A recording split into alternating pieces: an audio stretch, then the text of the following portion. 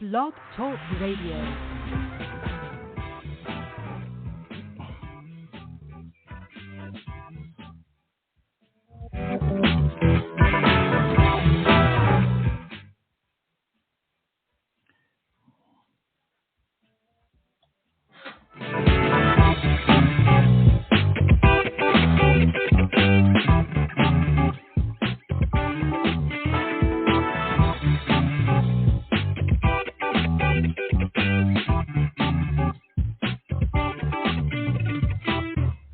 All right, brothers and sisters, welcome in one more time right here to Culture Freedom Radio Network. Most definitely up in this house. We are up in this house right here, April the 3rd, 2024. Yes, indeed. We're delighted to be in this house one more time with you, my brothers and sisters, for another outstanding podcast right here for you today. Oh, yes, indeed. We all greatly always thank you, brothers and sisters, for tuning in.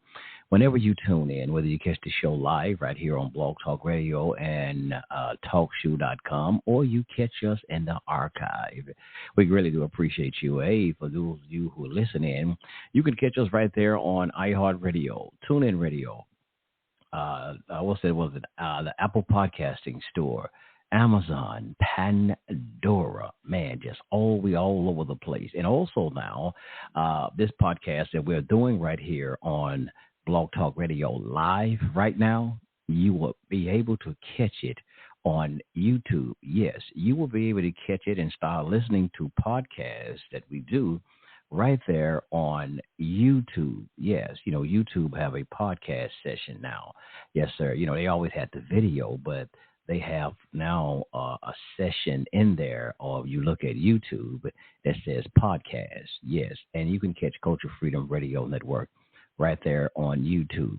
Yes, indeed. Culture Freedom Radio Network is right there on YouTube. Now, we have a couple of videos that we have done on YouTube.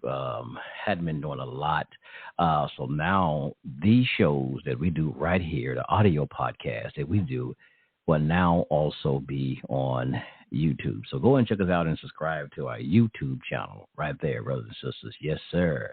Our YouTube channel for our podcast, Culture Freedom Radio Network, most definitely in the house.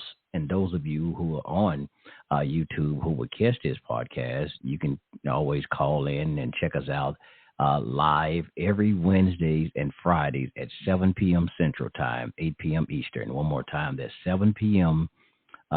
Central, 8 p.m. Eastern every Wednesday night and Friday night. Yes, sir. And the number to call in is 319-527-6068. One more time, area code is 319-527-6068. And I'll always make sure I try to put the number right there in the description of the shows. But how y'all doing out there, brothers? How y'all doing out there? Y'all ready for tonight's topic of conversation? All right. Tonight's topic of conversation is, after we took a long week off last week. Yes, sir. Sometime y'all got to do it. You got to take a vacation. You take a vacation off some of your jobs, right? Yeah. So we had to take a vacation off last week. And I actually celebrated my anniversary last week, wedding anniversary as well. So, hey, just had to chill out a little bit last week. But check it out. Tonight we want to talk about the never-ending fight to maintain freedom. Yeah. And that is, it is a never-ending fight to maintain freedom, because your freedom can be, at any given moment can be taken away. Hell, like, we look at a lot of things that's happening now where they're talking about freedom of speech. Yeah, you have the Constitution, right? So you have the freedom of speech. Well, we see a lot of that now is basically at stake, is on the chopping block. Y'all know they talk about like cancel culture and all of this type of thing that's happening. So a lot of that's the freedom for you to express yourselves. Now, I know it always been, you have the right or the freedom of speech, as long as it doesn't, basically harm anybody, hurt anybody. But hell, now you just, with all this other craziness, progressive, outlandish stuff they have now, shit, they'll get you for anything. But someone always has to, be on the front line even with us as so-called Black Americans, and we say African Americans, whatever term we like to be called and deemed by, we always most definitely have to maintain, and always there is a struggle for us to maintain our freedom, the freedom that we have in America. Excuse me, y'all. Excuse me, I got to clear my throat. What is it? Let me clear my throat. Excuse me, sorry for that. But yeah, we always have to keep on maintaining and keep a struggle, because at any given moment there's always something where someone or some people or a group want to do something to take away your freedom and suppress you at all times. So we always have this constant struggle. Don't get lax. Don't get relaxed, because you can't, because there's always someone is out there trying to take away whatever that freedom is to you, as a person, as a collective or as an individual freedom. Someone is always out there trying to take that. So yes, it's a never-ending fight to maintain freedom. That's what America says, right? That's why they say they always going overseas and everywhere, all places to maintain the freedom of America. That's what they always claim it. But anyway, y'all, let me give y'all a round of applause. Let me get these brothers in the house. We're gonna get this show in the ball right here. Yes, sir. Thank y'all, light in the house. Let me see, get these mics open right here. All right, peace to my brothers, because tonight this show is open, always hosted by, I always got to set up some y'all here. Tonight this show is hosted by none other than our brothers that is, Brother Maury and Rabbi David Israel. Yes, sir, in the house. And we got Brother Justice in the house tonight with us, y'all. Brother Justice in the house. The justice of the peace is in the house. So thank y'all for tuning in again. The never-ending fight to maintain freedom. All right, brothers, how y'all doing out there? Y'all ready to get into it? Y'all ready to chop it up? Yes, sir.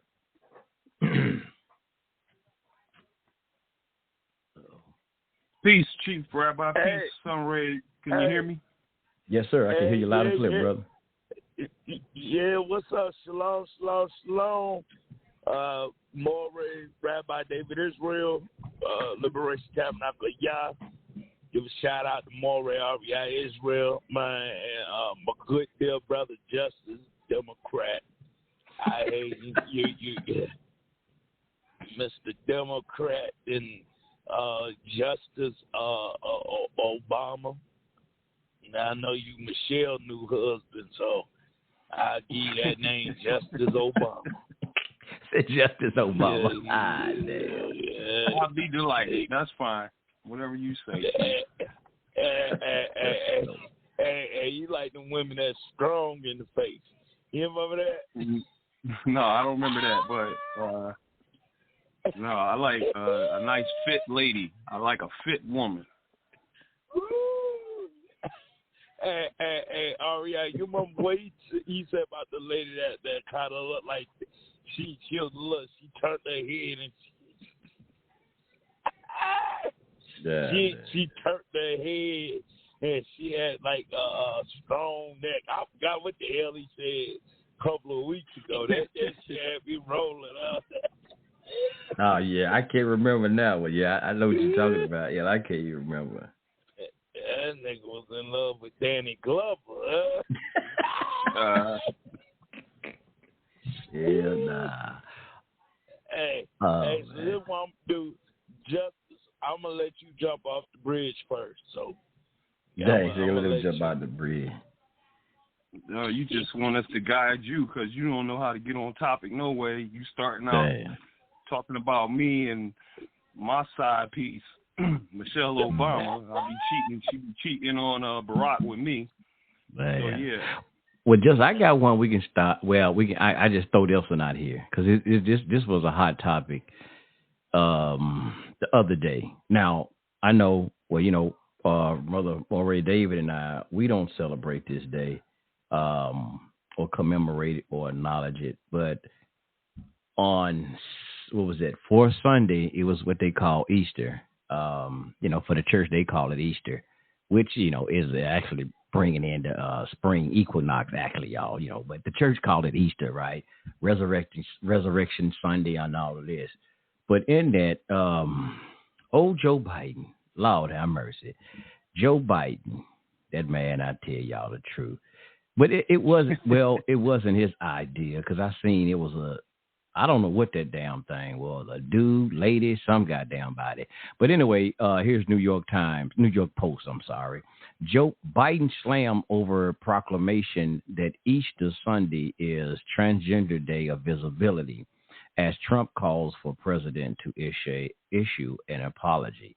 But yeah, it said Biden gave a proclamation that Sunday, Easter Sunday, Transgender Day of Visibility. Now, that's a damn shame. Now, you know, for all the Christians, man, that was a talk of every show that I've basically listened to on Monday morning. And not just because we're saying it's Easter, like I said. I mean, for us, like I said again, we're Tanakh only, Torah Senate only. We don't subscribe to that. But still, when we're looking at this, I even though I'm not a Christian, right, I was still offended by that one. And why would you be offended, Aria? Because that is for even with them with that faith, right? Well, I'm saying offended. Come on now. Even though I don't celebrate Easter and all that, I mean, participate in it because I'm not a Christian, but that right there, man, still would be what they're called their sacred holy day or holiday, whatever. And you're still trying to take that day and push this transgender visibility on, you know, for the people, say that same day when you know all of these Christians who are supposed to be supposed to still follow the Bible. Well, even Paul teach against this homosexuality. And so that is what they would call a religious holiday, you know, even though there's some other things that goes with that. But you want to, when hundreds of maybe thousands of maybe millions, I don't know, of people who gathering, getting ready to go to church for this, and that's what you come out with. You didn't say nothing about, you know, because he's supposed to be, I think, a Catholic. I'm thinking Biden, and this is what you come up with. Damn. But y'all, but this goes back to again about your religious freedom. That's why we say the never-ending fight to maintain freedom, whether you know it or not. They are still attacking people's right to spirituality and religion. It's basically they are attacking. That's why another thing, but that goes in with that, because if we as most people don't like the word religion, but hell, I'm gonna use it anyway. Most people who's into a spiritual tradition, whether it's Islam, Christianity, Judaism, and many other things, and we stand on the principles that goes against like unrighteousness, we will be under attack, especially in these days and times with these agendas they're trying to push. They say, you know, they attack us and trying to take away our freedom to be able to stand and say, hey, man, this is what I believe in. This is the morals that I stand on. They'll say we are outdated and we are harming people and all of this type of stuff. How are we? But look what they're doing. So we don't have the right to say, I don't subscribe to that. Like, you know, how they're reading these books in school systems to children are just basically, how people might call it soft porn. They're reading all these soft porn books in schools, elementary schools of these children, putting all of this crazy stuff on television, destroying the minds of the children. And we don't have the right. We can't express ourselves and say, hey, we don't want this to be promoted to our children, you know, and we don't want this all over the damn televisions, and so we can't express so we don't have the freedom to say how we feel. But y'all got the right and the freedom now through y'all diabolical schemes to push y'all shit on us, but we can't say nothing in return. So this is why I said again, it's always a fight, y'all. You gotta, and our good brother Reverend Vernon Jones, may the peace and blessings be upon his soul, said, when you see a good fight, get in it. And there's some goddamn good fights that we got to be in right now. So I just started with that one, just what do you think about that one with that with Biden saying that on a day like Easter Like I said, I'm not a Christian, but I even got offended by that shit there, man. Like, god damn, come on, bro. That's just too far. So, I would call that what they call an election year. So you're trying to get the votes from all the different genres of people that vote. And so the LGBT community, and to say that on that Resurrection Day, March 31st, 2024, Easter Sunday, and to announce that this was the recognition day at the same time that is Easter Sunday, Resurrection Day, that he didn't really do anything different than what it was, because from my research that this day started, this recognition day started in 2009 on March 31st, and Obama back then made that day recognition day on March 31st, which didn't happen to be Easter Sunday that year. Somehow this year, Easter fell in March, which is very rare. I don't even remember many, I've been living a long time. I don't remember Easter falling in March. So somehow Easter fell the last day of March this year. It's a leap year. Probably if it wasn't a leap year, Easter would have probably fell April the 1st or something instead of in March. So March 31st, I think, happened one other time where Easter fell on March 31st, which was this Transgender Recognition Day, and it possibly happened in 2013, where Easter fell that same year, which Obama was still the president, and I don't remember anything being made of it because this was fairly a new recognition day and this and that, and so I don't remember any acknowledgement of this day on that Easter Sunday, if it did happen. And so, like I say, it's an election year, and he's going to go out there, and if there's this day and they tell him, well, this is Gender Day, and maybe you should say something, and then he's, okay, this is Gender Day. And so it was already Gender Day. It had been going on since 2009. Every year on March 31st, they was supposed to recognize transgenders. This has already been signed and sealed, So that's all I got to say on that for right now.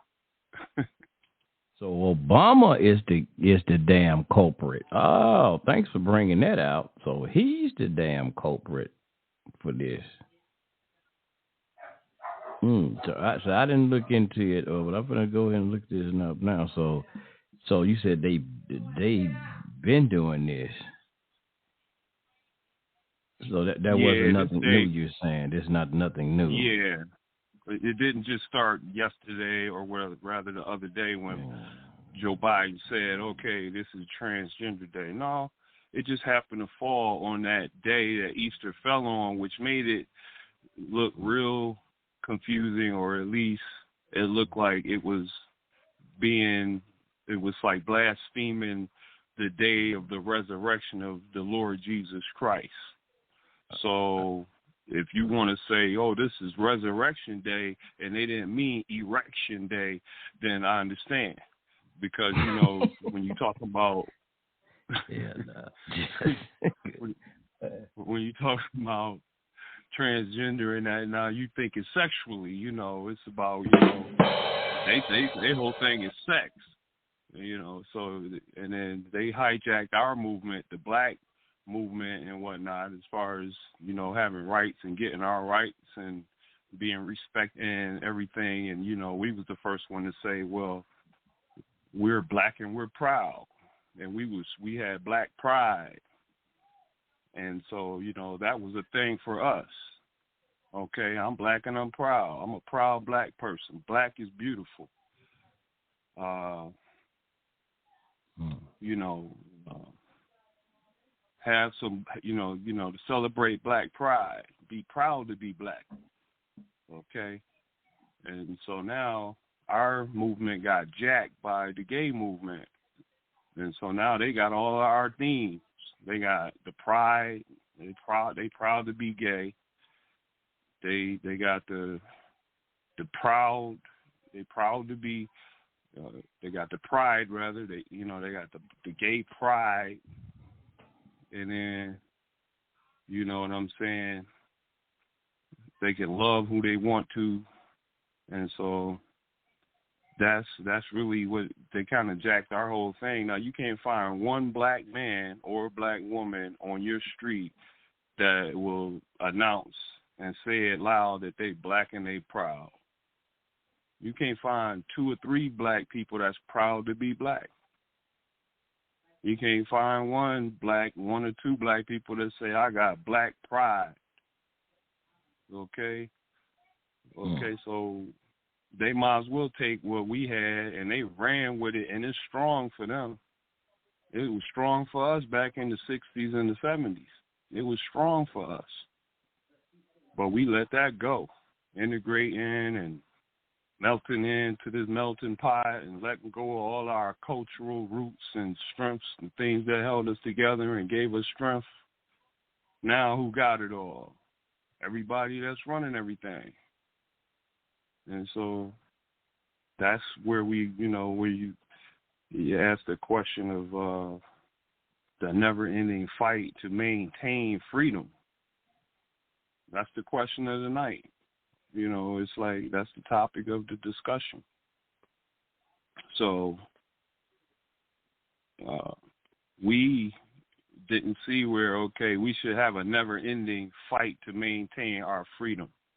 We thought, if we appease white people, go along to get along with them, then we don't have to worry about trying to maintain our freedom because we will have arrived at that point because our whole goal is to please and appease white people. So once we got to that point, then we were like, we no longer have to say or even encourage each other to be black and proud anymore. There's no reason for that. We don't have black pride no more. Just let the fags get that. Let the faggots have it. Let the gays have it. I'm sorry if I'm offending somebody if I said that. I didn't mean it that way, but when we were growing up and the way we talk, we just talk. So I was just talking right there. I ain't trying to offend, but they got our movement, and then they want to.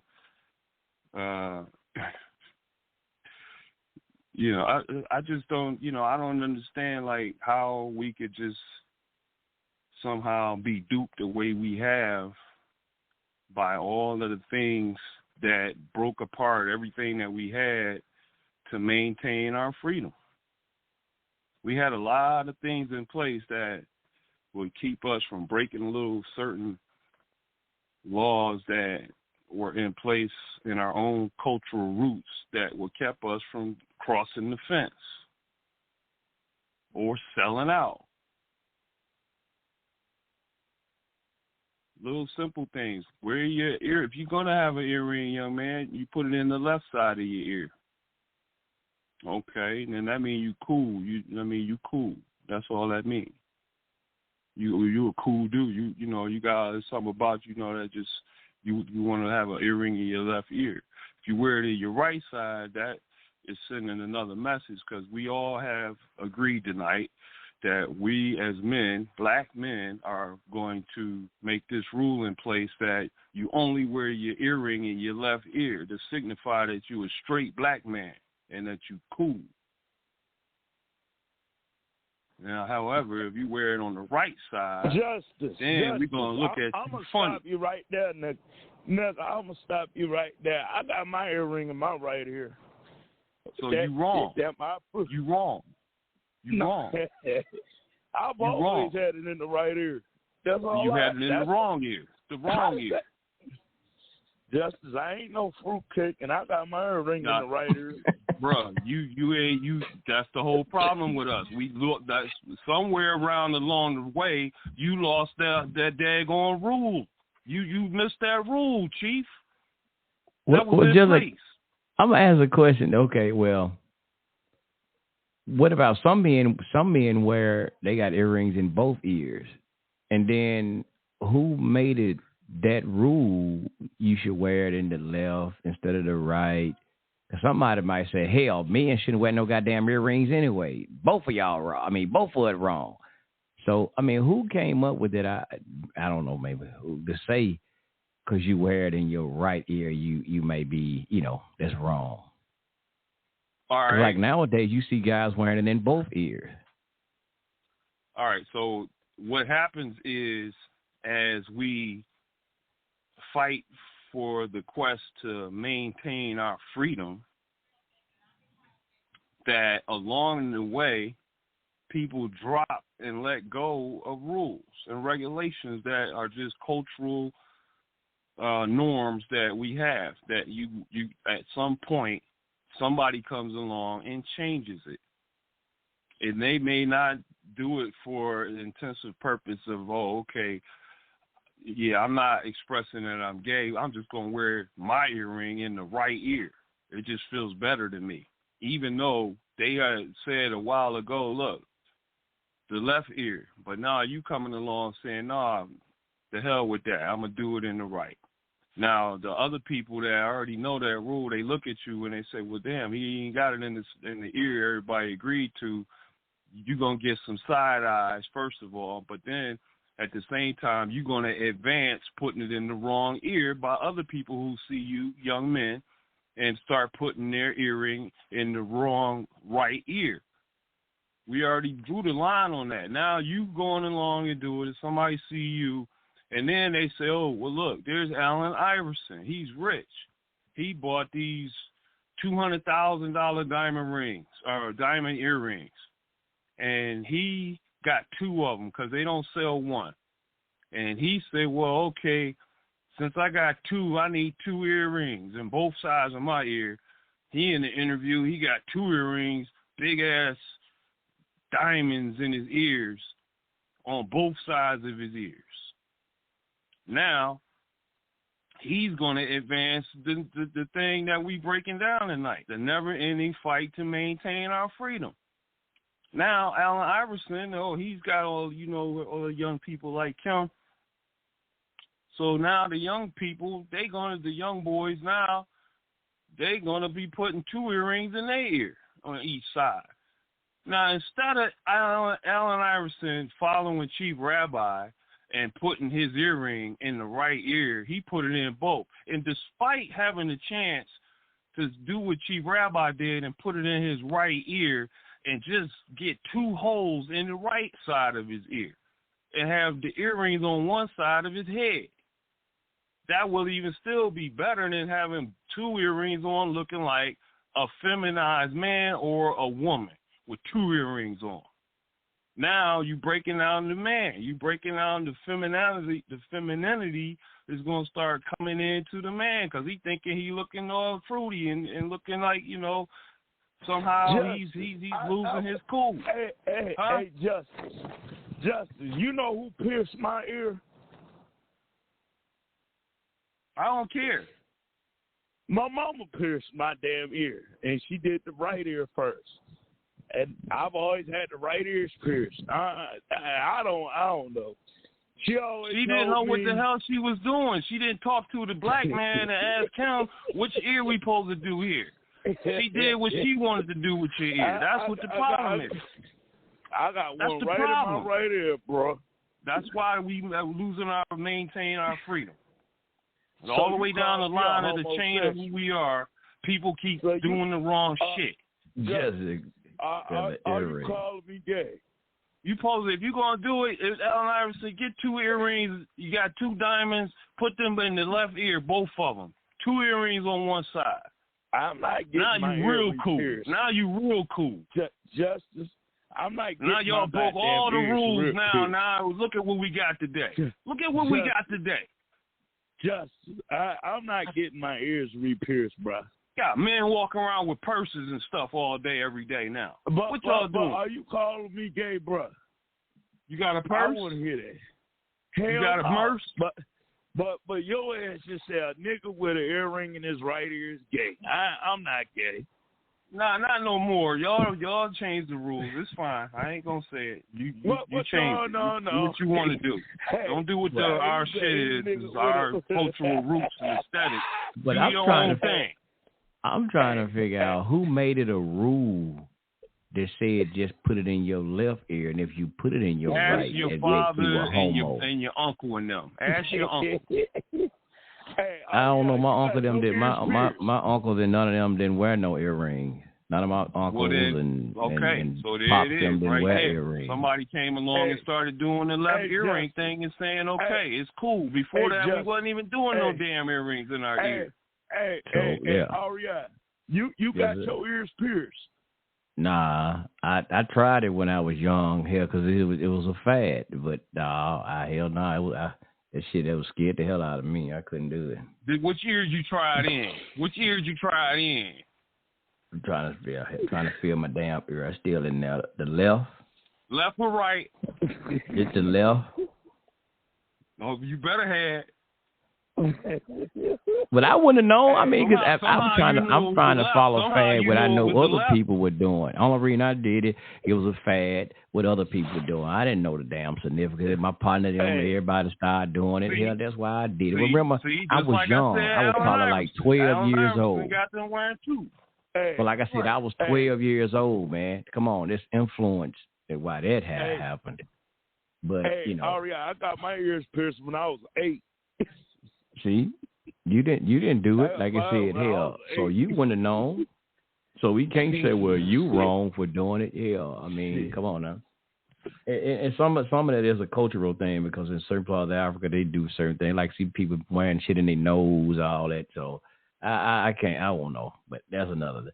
But to maintain the freedom I'm talking about is a lot of other stuff, like where we're seeing, like what we were seeing, like part of these policies they are making.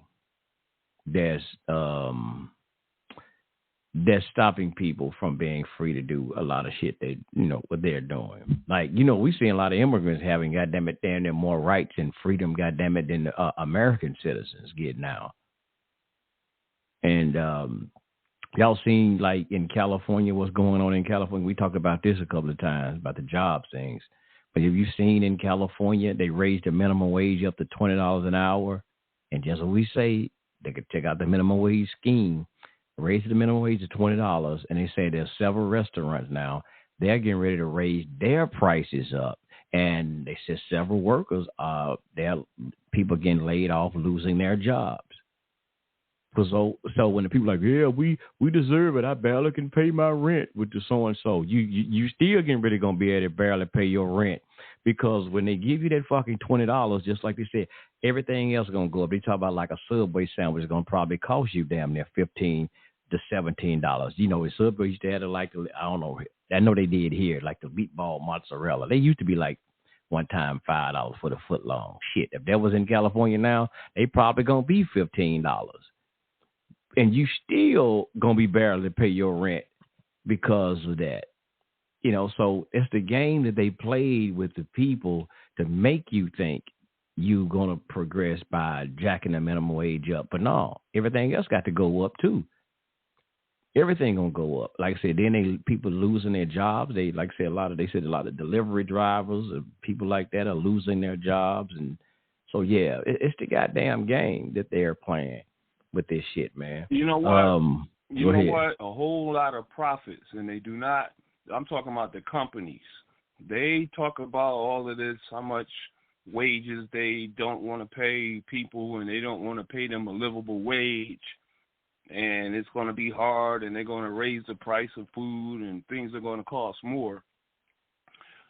Lester Holt did a report last night on it, and he said, or his report came out, that the food prices are going to go up, but not very much to accommodate being able to pay these people the $20. And that is coming towards New York City too, where they just agreed to pay their workers, their food workers, $20 an hour minimum wage. And so these companies rake in billions of dollars of profits every year. And for them to pay these wages to these workers is not going to be that much of a problem. They just don't want to do it because it takes away from their profits. But other than that, they're going to still be raking in the dough, those companies. They're still going to be making enormous amounts of money, and things will go up a little bit. But, hey, look how long the minimum wage and wages have been stagnated for years and years. You know, it took a long time for people to start even making on an average of $10 an hour, as a basic salary on a job. And that only came from pressure from people talking about people not being able to maintain and sustain themselves, and they have to work more than one job. And so being able to pay people $20, that gives them more ability to live a better life and to not have to probably go and get a second job and then take away from time that they can be spending, enjoying parts of life and even getting rest. And then when you work in two jobs, you're not going to have a lot of time to enjoy life and rest. So it really wears you out, and it can send you to your grave early. So it's a good thing that finally these wages are going to go up. We'll have more chance for, having some life and having to, some comfort about life instead of just working and just doing the same thing, dragging, just, maybe you'll have more time to plan things out better. I like the idea. I know you would. Because that's what the Democrats would do. That's how they fool the shit out of people with that. And notice you said, because you said New York is going to that too. Another Democratic city, California Democrat, New York Democrats playing these same dumbass games. Memphis tried that with the McDonald's workers. Democratic city. See, that's the game they're playing of people with. Because number one, they, like you said, they're saying these people are. A lot of these people, they hate capitalism as well. We're seeing a lot of these people, they hate capitalism. They want to be fucking socialists anyway. So, but anyway, what you're seeing is, and that's what they talk about, maintaining our freedom. So you will be, they say, well, these people making all this profit. If I own a business, shouldn't I not make a fucking profit?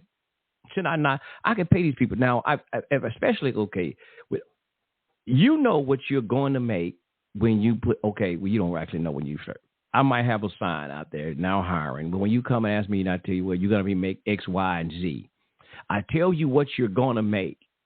You agree to it. If you come in and clock in, you agree to that salary that I told you I was going to pay you. It's not like that slavery, chattel slavery, where I'm forcing you to work for this amount of money. No, you agreed to it because you're coming in, you clocking in, so you agree to it. So anyway, a lot of people, they look at these companies, some companies, and they're making money. And some workers, you don't know what all entail unless you in the management and, you in the financing of the company too. You end up knowing what the dollar figures. But sometimes workers, they be on these jobs and they figure, well, these people making a lot of money. But they're not looking at the overhead. Like, I work in the sanitation business. And the guy, he constantly buying different trucks. A lot of those trucks still have to be paid for. He still got to buy trash cans every goddamn time you look at it. But some guys talk about, man, he should be paying us X, Y, Z. I'm like, you know what? If he decided to pay y'all $30 an hour, some of y'all will still be complaining because you making fucking $30 an hour. I'm going to tell you something. And a lot of that shit, man, you can't make it. I'm going to tell you something. I was working one time. I worked through a temporary service, and I was working doing garbage at the time. I had to go through a temporary. I was making $7.25 an hour, minimum wage, and I had child support coming out of my damn check, $131 a week child support. Yes, Dang. it was. I took home sometime $100 and maybe $20 a week or something, but I maintained. See, that's another thing you have to look at. I know goddamn well if I'm making $7.25 an hour, I cannot go out and buy a Mercedes Benz. I won't pay to ride a Maybach. I can't afford all these other. See, I have to learn how to live beyond my means.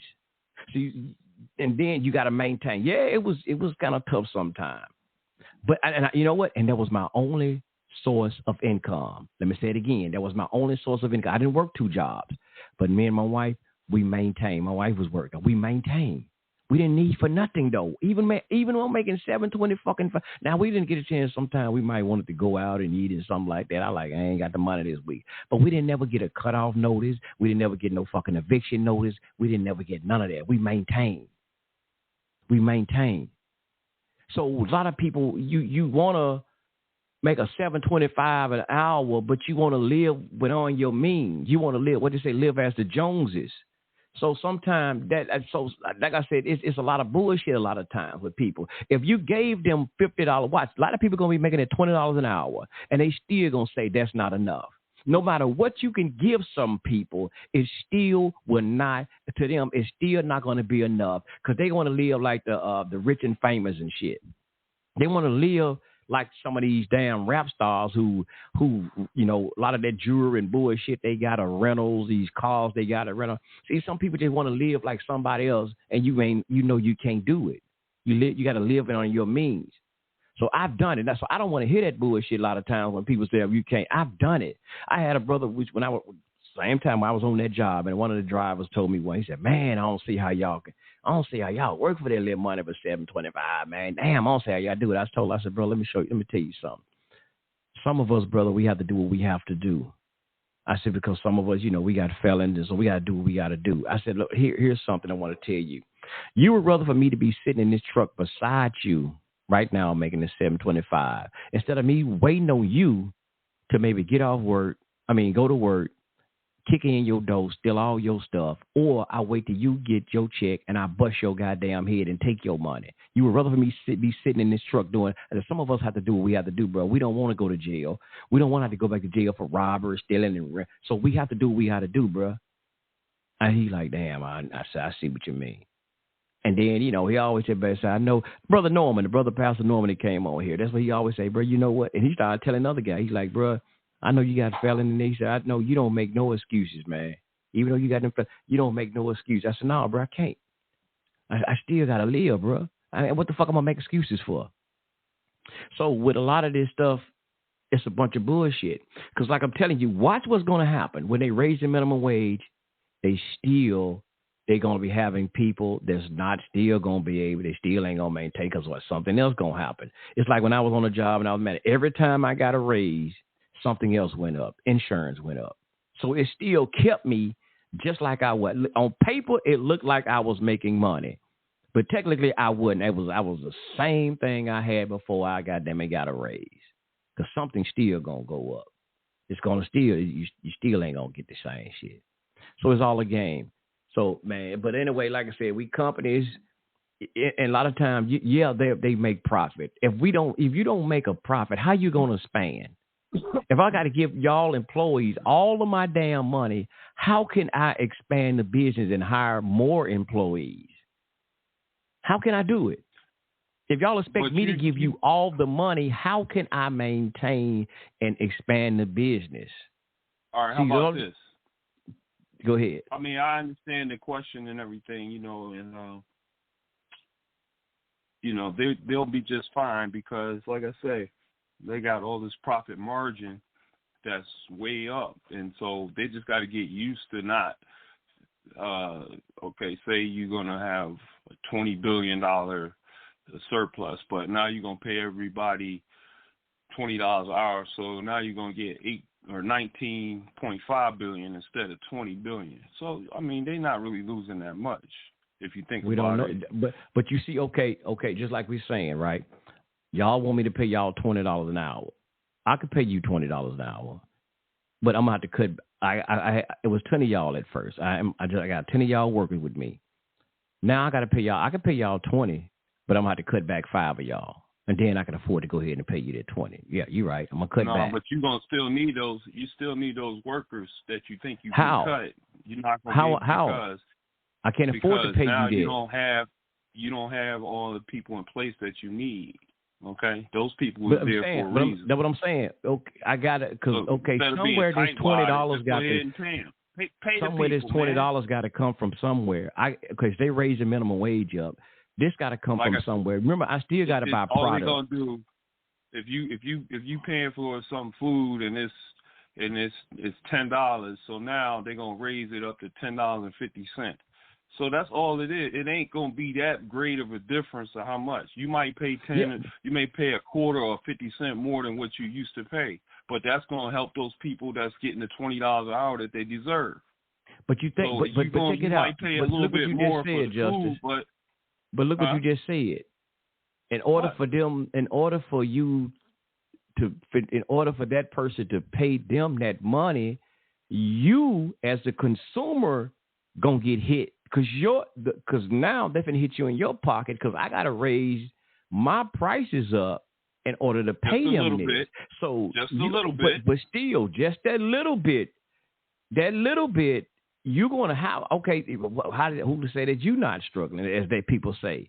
Damn, these high. Don't we say that now about these gas prices and everything else, groceries now? No, bro. I mean, people...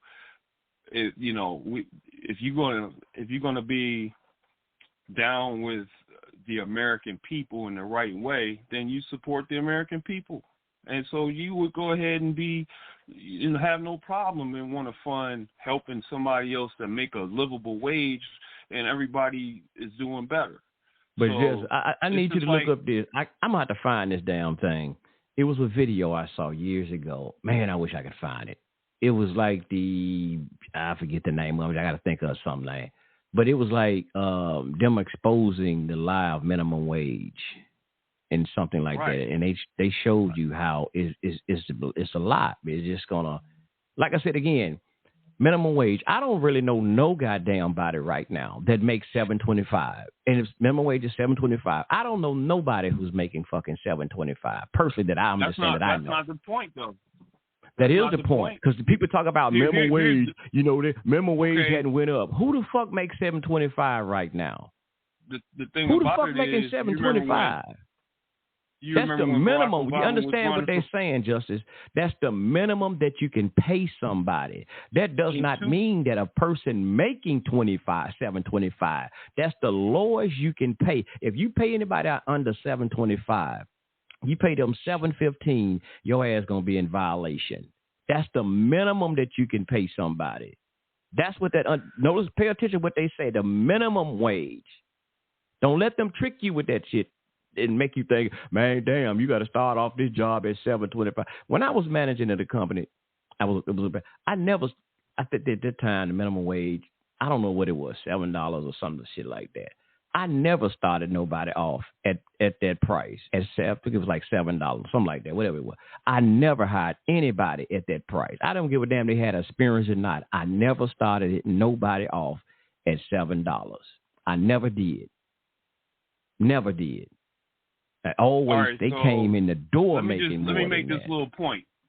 All right, I remember in 2016 when Bernie Sanders and Hillary Clinton were running for president, and Bernie Sanders made mention of minimum wage being stuck at $7.25 and had been there since 2009, and that prior to that it was $5.25, and it had been there for years, and it hadn't moved from 2009 to 2016 from $7.25, and he was pitching a $15 minimum wage an hour in 2016, and that that the American people needed a livable wage, and that would help to secure people to be able to maintain, having their rent paid and paying a car note possibly, and, insurance and different things you need to do. With a livable wage back then at $15 an hour, which never happened. Still hasn't happened. What is a livable wage? What is a livable wage? 2024. Minimum what is wage a livable wage, Justin? Because everybody has a different lifestyle. Everybody has a different lifestyle. So what is a livable wage? Like Donald Trump held. So everybody, okay, we're just gonna use because everything about Trump, right? Can I live like Donald Trump and Joe Biden them right now? That's a lifestyle they had.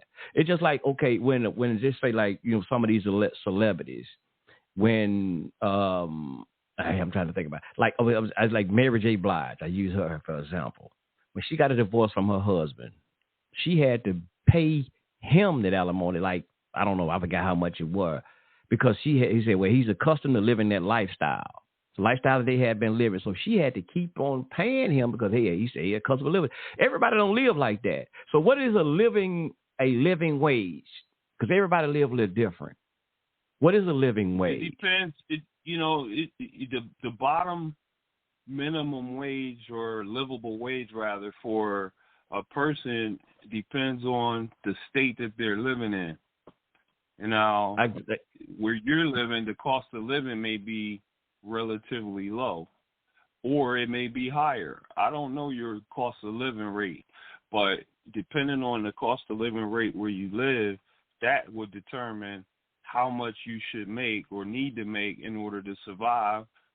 But like I told you, Justin, I was making $7.25 at one time. I told you I was making $7.25. Right. So, one job. But you wasn't I paying had only rent, had one job, and I had $131 a week coming out of that off of child support. Were you living in a shoebox? I maintained because you know why?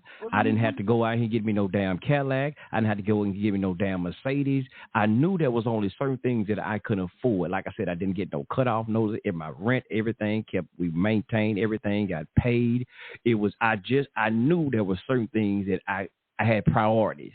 Put priorities in place with how I live. $7.25 ain't gonna cut it. Like, especially why? Because why? Again, what you trying to do? You trying to go buy some shit that you know you can't afford. That's why you know it is $7.25 didn't work for you. That's why it wouldn't work. No. I mean, even in the time. Okay, there's people that live on. They live off of welfare. They deliberately. That's their choice. They live off of welfare, and you don't even hear them complain about shit. I can't live off these goddamn food stamps. Hell, they choose to live off of welfare. You don't hear them complaining, do you? With the rate they choose to be living on Section 8 and all this other shit. They choose to do that. Right. Now, I'm not saying everybody, but the people, they ain't complaining about, man, it's fucked up, man. I got to live off this Section 8, man. I got to live off these food stamps. They do this intentionally for themselves. This how they living. They like this. They cool. They ain't complaining. Everything is so expensive, right? And I mean, super expensive compared to what it was 10 years ago. Things have gone up so much that you need to be able to make more than. But Justin, every time they go up, brother, I remember gas was 99 cents. But I'm saying is pay attention to the game, brother. Every time we going to continue to keep saying we're not making livable wage, because when they go up on all of this, like you say, the minimum wage, everything going to go up, brother. I don't care. They can tell you, brother, they finna pay everybody $100 an hour. Watch, a couple of years from that, people still going to be, man, we ain't making a livable wage. You never will, brother. According to what they're telling you, according to that, you ain't going to never do it. Because look at when we was making, $5 an hour. You not making a livable wage. They keep going up, up, up. And what we still hearing people saying, I ain't making a livable wage. I ain't making a livable. How long this game going to keep on going? Pay attention to the game, bro. What your job should be is to do. Find you somewhere. Find your job. If you know McDonald's ain't paying you, bro, don't go work at McDonald's. You can't get. You chose to do that. Like when people become on our job, they be complaining. Hey man, ain't nobody holding you hostage, bro. This is not slavery again. This is not chattel slavery where somebody went out here and snatched you and we put you on this damn garbage truck and said, you ought to get your ass out here and excuse my language, elders. But you'll work out here and get. No, You choose, you stop by here, you put this application in, and when the owner told you what you were going to make, you accepted that because you brought your buddy in when he told you, well, you start on Monday. You brought your buddy in on Monday, and you clocked in, and you've been there every damn since. So you chose that salary that he told you. First of all, you came there, and you applied for that job, and you clocked your ass in, and so that you mean, hey, you agreed when he told you last week you're going to be making 15, whatever. You chose that. So what the hell you complaining about? Hey, man, this little ass money. But I tell y'all, keep on complaining. Right, black folks keep on complaining because them damn people they bringing in here, replacing your ass. While you sitting around here, a lot of black folk complain about what you ain't making. Oh, they got somebody for your ass that's going to go take that little money as you claim that little money. They taking that little money that you claiming. And notice that Hispanics did that. I remember one time construction workers, I know here in Memphis, they was like making $9 an hour or something like black some carpet, they were making $9. Well, man, I forgot what minimum wage was way down. They had probably Mexicans coming in about $4 an hour. Now I look at it, hell, I don't see no blacks around here doing construction. I see goddamn it Hispanic population, they basically owning and operating the damn construction company, landscaping company. You was sitting black folks sitting around here complaining about what the hell they wasn't making. Now your ass ain't even got a damn thing now. Now them same people came in making little or nothing, owning all this shit now. The same thing you were complaining about. Now you know what you're gonna be doing now? You know who you finna make money for now? Black man and woman. The prison industrial complex system. That's who you're making money for. Just pay attention to it. That's who you making money for. You making big profit, and you ain't going to complain about making profit for them. That's who you finna, and you're going to work for free too. And that's what's happening. Better pay attention to what's going on. Let these goddamn, keep letting these damn crazy ass Democrats fool y'all. I said it wrong a couple of weeks ago too, y'all. I was talking about the lady who's running for Senate. And I think Senate in California, I said she was trying to raise the minimum wage up to $15 an hour. I meant to say $50. And then we remember we played the clip on here. She was trying to say she wanted to raise the minimum wage up to $50 an hour. So I said it wrong on one of the last shows. You said it did. No, it was the last show. I went back and I listened to it. I said $15. I was like, man, that's crazy. Yeah, I was saying 15. I was meant to say 50. Yeah, that's why I was saying that was crazy as hell. So, yeah, it was $50 an hour. And I'll tell y'all what, if she had a raise, if they did wish to raise up to $50 an hour, I bet you a couple of years from now, some people still will be saying, I can't maintain $50 an hour because you still trying to go out here and live with on your means. You can't do it. I don't make a hell of a lot of money, but I bet you I don't want for a damn thing right now. Because you know what? I ain't want for nothing. I know how to spend my money. I know how to live within my means. Straight out like that. It's one thing that you might not. But come on in, Alpha Male and Brother Day, y'all in here too. Yeah, come on in, whoever else out there. Anybody else on the call line? Yeah, we still there. I think maybe Bianchi listening. But yeah. Go ahead though. I lost my train of thought real quick, but man. I think this Bianchi right here. So y'all Democrats, man, y'all think just throwing money around always gonna fix it. Like we throwing money to Ukraine and shit, and we over here ain't having that. Yeah, peace to you. This brother Bianchi. Yeah, you hear me? Yes, sir. How you doing, brother? How you doing? This young man is misinformed. Help us out there, Priyanka. Help us out there. Minimum wage was not meant to be a livable wage. It was designed for people to have extra income if they wanted to. If you raise your minimum wage up, guess what else goes up? Work comp insurance goes up. Liability insurance goes up. That's on each employee. That's going to raise the prices. It's more than your little bit that you keep making mention of. It's going to raise the prices just for those items. Insurance, you're going to have an increase in taxes. Your taxes at the federal level, at the state level, and at the local level is going to increase. Now, companies are required to make good fiscal for their stockholders. And stockholders expect a dividend every quarter. So that's the company don't keep all the money. They have to pay stockholders. It was when they first started, it was the stockholders that put their money up so the business would start. Another thing, you're going to start working less hours. I remember when 40 hours was a work week. Obama came in and made it 32 hours is a full work week. Wow. Now, another thing, you talk about this minimum. Black students at some colleges, like Harvard and Yale, they are spotted points on college entrance exams even before they sit down and take the test. Black student is spotted 310 points, Hispanic 270, white 0, and Asians minus 170. Other words, for a perfect score on the SAT, which is 1,600, an Asian would have to have 1,770. Now, I believe that prisoners should be rehabilitated so that they can come out and be productive citizens.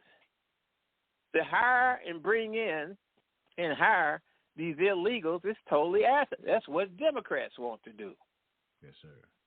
So your minimum wage, I just gave you some points. Your tax is going, because you're going to go into it, it's based on your amount of salary. You're going to go into a different tax bracket.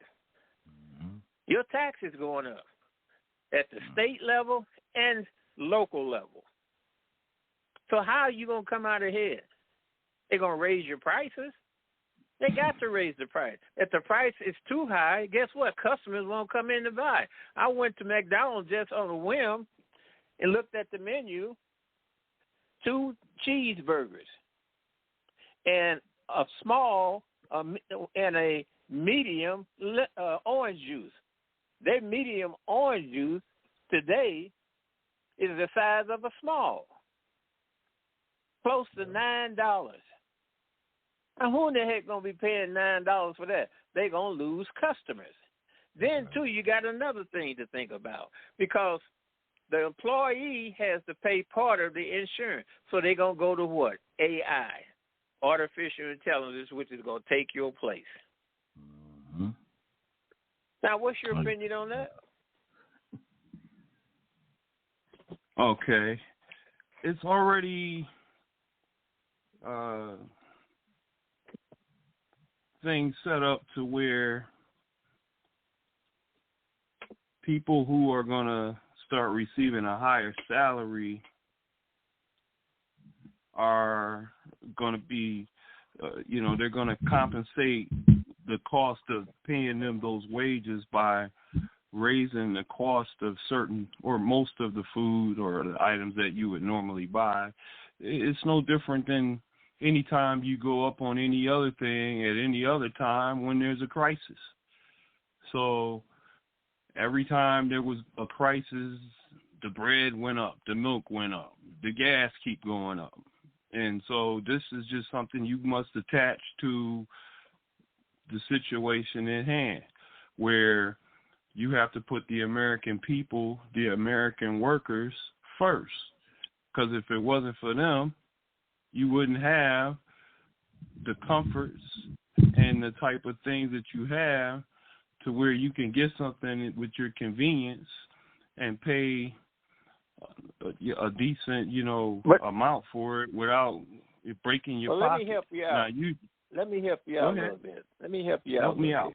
You are not going to come out ahead. If you're making $15 an hour, and after it's all said and done with what comes out of your check, don't you think more is going to come out of your check when you go up to 20 because you move up into a higher tax bracket? Yes, sir. So you probably will be bringing home less net at $20 an hour than you were at 15. Then that doesn't make mathematical sense there, listen, brother. I was a structural steel erector. My payroll a week was over $250,000 for my iron workers. We put up high-rise and bridges. So I think I know a little bit more about this than you do. Now, as I said before, your utility bill is going to go up. Because guess what? The people at the utility company, minimum wage, they going to want more money. That's right. You know, your rent's going to go up. Because everything is going to continue to go up until the end of time. There's nothing going to go back down. Everything's going to keep going up, and including the salary of the American people. You know what you know. See, you got it upside down. You begging for a salary, whereas if you got the right skills, they will beg you to come work for them. That's it. Why are you stuck in them low-skill positions? And I hate to say this, blacks are overrepresented in low-paying majors. You don't see Nigerians in those low-paying positions. They have some of the highest household income than whites and even Asians, and they just as black as Wesley Snipes. He's not that dark. I don't know why people keep making him so black. Hang on. If you want to be worth more, you got to have skills that's more demanded. And I can tell you that firsthand. Right. I got a grandson just came out of LSU as a petroleum engineer. They call him every night trying to get him to come to work for them. Right out of college, $4,000 to $6,000 per week. Get the degree. Start your children off young and start preparing them for what's in demand. Don't be out there begging for no minimum wage. Yes, sir. Go ahead. And Elder Bianchi, and here in Memphis, right, it was a McDonald's. They had them out there basically boycotting, protesting. They wanted $15 an hour back then. And guess who was behind a lot of this stuff as well? I had his name on my mind. Oh, Bernie Sanders. Oh, just so happened to be a socialist. And you studied this, Brother Justice. We talk about like Black Lives Matter and a lot of these other people. That was the thing I watched on C-SPAN a couple of years ago. They were talking about democratic socialism. A lot of these young people, they're trying to push them into this old socialism stuff. And, you know, Black Lives Matter, them talk about they anti-capitalism. They're against capitalism. So you're hearing a lot of this stuff that's being pushed because they want to destroy capitalism. They hate it. They can't stand it. You listen to a lot of these new, well, I don't know what they call them, millennials. I don't know what they call these people today. But you listen to a lot of them. They anti-style. They anti-business, man. For you even just want to even say you want to be a black-owned business. You start making money, they'll be against you. They'll be against you. They expect you to make your money and just give it away to them. And you just said something, Justice. You need to go talk to your own Democratic Party about that. I know you say you're a libertarian right now, or a librarian, whatever. But you said that they need to worry about the American people. Well, you need to go talk to the Democratic Party, because right now they ain't giving a dog about the American people. And you said it's supposed to be about the American. They don't seem to be liking American people right now. Them the people that's bringing other people in to replace the American people. So you got some convincing to do on your side. Oh, well, again, I'm neutral of the parties anymore. I'm not going to be on any sides anymore because I realize that, after all of the years of me voting, that I've never, ever won every election that I voted in. And so every time I voted, the person that I voted for didn't always win. And a lot of times I didn't support things that the Democrats were gung-ho about. And I couldn't believe it. And I wanted to get rid of all of the ones that wasn't on the side that I was on. And so that made me realize that I couldn't possibly be a full-fledged Democrat because I don't agree with them. And I didn't always agree with them on a lot of issues. And that's why I say that many times when I voted, my candidate didn't win. But the Democratic candidate won. And maybe I chose a different Democrat at that time, and that person didn't win.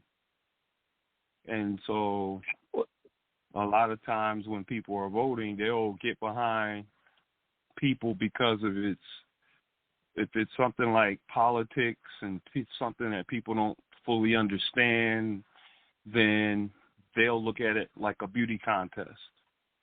And then they pick the person who looks the best to them instead of the person who has the best plan, who has the most issues, that, is worth doing something, that this person really knows what they're going to do or what they have, what they want to do. But you'll get these other people who don't have a clue, but they end up winning because what? It was a beauty contest in the eye of the ignorant voters who don't understand anything. They just look at a couple of people up there, they don't see anything but, okay, handsome or pretty. And it's the best out of all of what you got up there, and that's how they go. It ain't the person that has the best ideas. It's the person who looks the best. And then for this, well, Joe and Biden the last thing. The first thing ahead, he done was go after high-paying, energy-independent jobs and projects. He went against the Keystone Pipeline. When he stopped that, you had engineering. And I'm talking about black, because I had a black man that was on YouTube, and he was crying. He just bought a house for his family and a truck. And he said he don't know what he's going to do now. You had projects now in Texas and Louisiana he's trying to stop. Trump had tariffs on Russian plate steel that was being imported into the United States, undercutting American companies that was paying American workers. He done away with those tariffs. Tariffs are designed to protect your national and local businesses from cheap imported products. Go home tonight, get a pencil and paper, and look over everything in your house and name something that's made in Russia. It's all made in China. Go check it out. So when they do, you have politicians at that level doing that crazy mess, then you know they're not for Americans. They want to keep you locked into a failing public school system. Now, there's some people want to stay there, fine. But you got a lot that don't want their kids there because they can see what it's not doing for them. If you're not getting an education, how are you going to meet the demand for those opportunities and professions that pay a lot of money at some point in time in the future? How are you going to be able to go into higher education and be able to stand the rigors of what's required to get those degrees? Then you wouldn't have to be begging for points before you sit down to even take the test. Think. All right, last thing I would say on you, big brother, there is that, it takes it takes people to make the world go round. So everybody in the world ain't going to do the same thing. Everybody can't do the same job. Everybody don't have the same mother and father, the same upbringing, the same experiences, the same person to help them or to guide them or teach them. Everybody don't have it. It takes people to make the world go round. So people who get in those special jobs that you have there, and they, that's good. And people who do other things, and people who work for restaurants or the fast food industries or wherever they got to do, it takes people to make the world go round. And those people deserve a livable wage. They deserve to make more than $10 or $12 or $15 even. They deserve that $20 or even more. And it's people who make $200,000 a year. That's like $50 an hour. And how do they get it? Sitting on their ass. They ain't doing nothing. They just sit there in front of a computer and they make $200,000 a year. You know what it's called? Nobody saying nothing about them. What? Yeah. Let me tell you something about them. It's called supply and demand. Yes, It's called a person who has the skills and those who want to pay for those skills. That's what it's called.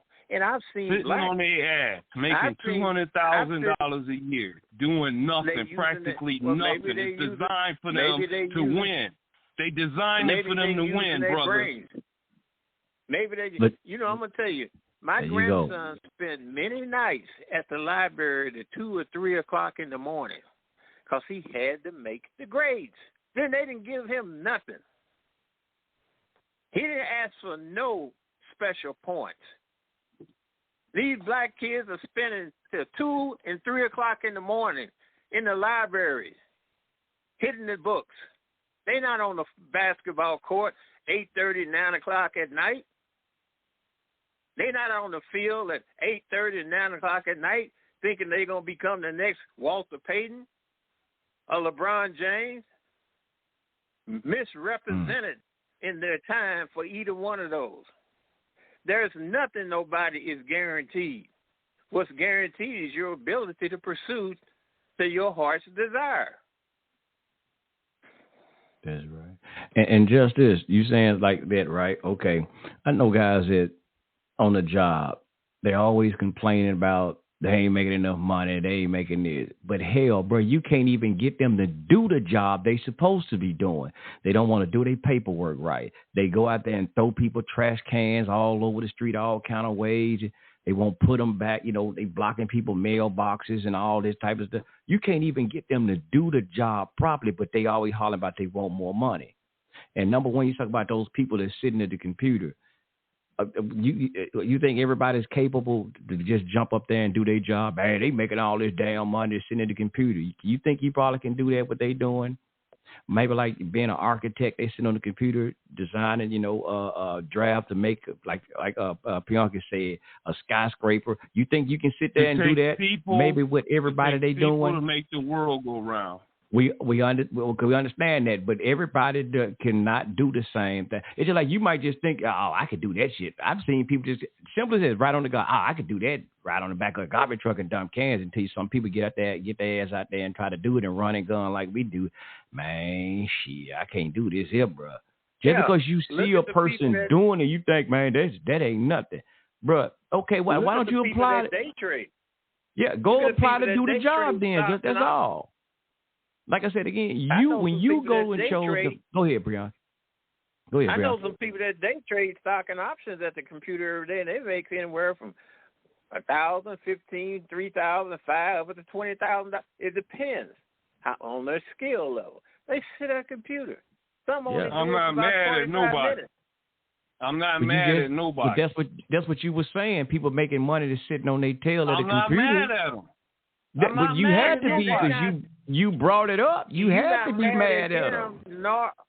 Nor do they have pity for those who don't do it. Everybody can't make it. Like I said, it takes people to make the world go round. But what do that mean, Jeff? What does that mean? Everybody can't do that. Everybody don't know all that stuff. Why did you say that then? Why did you say that people just sitting on their butt at the computer? Why did you bring it up then? Because it's easy money for them. It's not easy money. They have a guy help me out here if you want to, or to go ahead. Alpha Male ain't gonna be on your side. You know damn well Alpha Male ain't gonna be on your side on that one. It takes a skill, Justice. I should be making what a doctor make, but I can't do open heart surgery. I can't take out a kidney. I don't know none of that stuff, but I deserve to be making what a doctor made. I can't go in the courts and defend you as a lawyer. I don't know the first thing about it, so I should be making what lawyers make. I ain't mad at nobody. I'm telling you. I'm just saying though, those people deserve $20 an hour. Period. No, they don't. Just because you say you deserve it, don't mean. Like you said again, when you think about it, you can say what you deserve all you want to, but when you think about it, if I'm already making 20 and you jack minimum wage up to 20, and they come in making 20, hey, look, I want some more money too then, because them people, hey, no, you ain't finna make what I'm making, bro. Look, I was my money got to go up too. It sure do. So why but not? But then everything else gonna go up with it. That's what we said. Nothing's Everything gonna going up remain anyway. the same. Everything keep going up. The only people who ain't getting the benefit is the workers. Everything, but brother, everybody else getting paid. Well, listen, you're not paying attention to what you even saying. You say, okay, well, everything else gonna go up. Well, you still gonna be at the same. You still gonna be at the starting gate, bro. You not gonna get. They still gonna be where they at right there. Like Bianca said, he made me think about that. I didn't even think about that. When they go to $20 an hour, like you said again, their tax bracket gonna go up. No, it ain't gonna go up. Yes, they will. They're gonna be paying more taxes. You think they're gonna let them get them $20 an hour? They're not gonna take out more taxes on them because they just gave them $20 an hour. Come on, bro. You talking about the government? It depends on if you have children or not. If you a single person, you ain't hardly taking out taxes. If you got children, that's when they take out more taxes. Like everybody don't have children. Everybody don't have dependents. Wait a minute. Hang on for a second. Don't you know a single person is in a higher tax bracket than one that's married, and especially one that's married filing jointly? Where you come up with this stuff, man? I don't have any children, and I'm a single person. I don't claim nobody. And they don't take out many taxes out of my check. Wait a minute. I'm not jumping on you. I'm just jumping on the things you're saying. If you don't have none, how can you speak wisely in people that are in that position? Because those people who file taxes that have children, they get back more. They said single people pay more taxes than those that's married. It's called the marriage penalty tax. Boy. Well, actually, it's the single penalty tax. If you single, you're going to pay more taxes than a person that's married. And especially one that's married. Hey, so you know firsthand, Dave, on that one. Hey, Bianca, you right on that one. Out of all the shit y'all said all night. I'm gonna tell you something. They forgot to take the taxes out of when I went through with my ex-employer. One of my ex-employees that stole my identity and shit. I'm telling you something. Them motherfuckers, man, didn't take the taxes out the checks that they was cashing under my name. In that year, I'm going to tell you something. I was supposed to have got $1,500 back that year. Man, they made me pay back like $3,200 back. I was like, what the fuck? I damn near wanted to jump off that goddamn bridge, Bianca. They took this shit and made me pay back that shit just for filing single. I'm like, y'all niggas ain't shit. I ain't lying, Bianca. Yeah, look. But see, they changed the tax code, right? When Trump got in there, y'all know that, right? And so now, every year, it's still changing. It's still changing. That shit happened, motherfucker. This shit was when Biden was in the motherfucking office. I don't want to hear shit. No, but Trump had already changed the stuff that messed it up. You used to get back way more on you when you filed your taxes. Now I damn near almost had to owe them. I almost owed them. I swear to God. Wait a minute. Democrats, man. You can have a fucking Democrats. They changed the tax code, man, and they still change it. Justice, listen here. You got to stop saying that. You know why come you don't get more back? Because you have less taxes taken out of your check. Think. You get more of your money on your weekly paycheck than it was before. Right. So how are you going to get more back if they ain't taking it out? Donald That's Trump right. had a lower I tax rate. understand, but see, like, you know, when you used to something and then it don't be that way, then you have to do the math. You're like, oh, okay, I understand why I'm not getting as much back as I used to because Trump changed all the code. Now I don't get back nothing. I ain't getting much back. Why would you want them to hold your money all year long? Wouldn't it do you better to be in your own pocket? Yeah, I like it the way it is now anyway. Forget about it. You know, I ain't tripping on that now. I mean, cool. I like it. I like the way they changed it, actually. That's justice, boy. But just all I can tell you, go get you a wife or go get you some children. One of the two. You're right about that. That's the only way I'm gonna get some money back on my file when I file. Hey, Aria, if he do that, trannies can't have no kids. Oh damn! And neither can blow up dolls. But you got a lot of Hispanic coming over here, Justin. Yeah, so you might can grab you one of them Latinos. Yeah, but a blowout doll ain't gonna take your butt to court. Chief Rabbi gonna be fine there. Chief Rabbi, he's gonna be cool. Hey, Pinocchio, you right about that. Hey, Justice, you might get one of them damn Justice Puerto Rican, ain't he? Ain't Justice Puerto Rican? Come on with all that. Now you know good and well I'm black. Well, I'm a black man. We know you. You gonna be having 100 damn children, bro. You Boricua. I'm a Native American, Negro, Black American. Oh, nigga, you talk like a damn Puerto Rican, bro. You even got a Puerto Rican damn New York accent. That's the way they fucking talk. Talk about your ass from Detroit. You sound like a nigga from the Bronx. Don't try to deflect from them blow-up dolls that don't talk back to you. Hey. His ass sound like he from Jerusalem Avenue, bruh. It sure look. Well, anyway, I'm going to get off from here. But one thing about them blow-up dolls, when you get done with them, you pull the plug, let the air out, wash them off, and put them in the drawer. I see you guys. All right. Appreciate it, Elder. Appreciate it, Bianchi. Yes, sir. I got a little quick clip I want to throw in here. I'm gonna see what this brother here. I got to play here. I like his accent. He got that New York mafia accent. Let me what's it? I think it's it. I want to say what is the mafia accent. Let me play this right. So you see what happened with these 6 squatters that got arrested. These illegal alien squatters in somebody else's home that they are invading. They weren't arrested because of that. These illegal alien squatters were arrested because they had shitloads of fucking guns, ammo, drugs, and they lived right across the street from an elementary school. Now, I want to be the mayor for 5 fucking minutes. Somebody pass me that torch right now, because I would have the first line of business executive order is to have every one of these illegal alien young men of military age, violent scum-sucking criminals, I'd have them dropped off and force them to live in the houses of you liberal fucking cocksuckers who support this sanctuary city. Give me that fucking torch for 5 minutes. Yes, sir. I like dude. Yeah. I like dude. He's something else, man. I've been checking him out on Twitter, man. Yes, sir. Yeah, I like that. Send me that. I want to send me that. I want to hear that guy.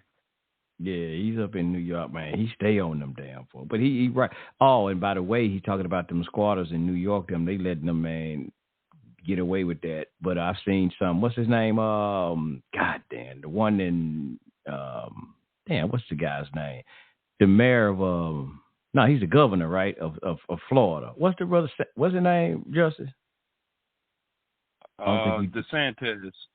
Yeah. You know, they just passed a law that hey, they can kick them squatters' ass up out of there. There's some new laws. Yeah, they did. Protecting the homeowners. See, that's the difference again between these damn Democrats and the Republicans. Like if you got property, and see, that's the difference, man. We're saying, hey, you know, they're fighting for us to keep our freedom and things of this nature. These suckers are trying to give up everything. They are trying to give all our shit away to everybody else, to goddamn China and everybody else, to hell, maybe the Ukrainians and every damn body, trying to give all of our shit away. You know, it's just crazy. So this was another thing we talk about, fight for free. And then y'all better pay attention to this. Oh, I want to tell y'all this one here. Oh shit, hold up, man. Goddamn, that's what I really want to throw out. Here in the city of Memphis, last week, crazy shit. I know we had took a vacation for a little while, but they had supposed to have this meeting. I'm trying to find this one. A meeting. They got so-called mayors, a council of black mayors supposed to have came to Memphis, right? and talk about the crime and talk about, okay, here it is. Channel Action News 5. It says mayors across the U.S. meet in Memphis for a public safety coalition. Let me see, can I get this video to play a little bit? Load up. Now, all of these mayors they brought in, all supposed to be black. Now, here it is, all this black bullshit, right? In less than 24 hours, more than a dozen mayors from around the country will meet right here in Memphis to have conversations, open conversations about crime and solutions that have worked in their cities.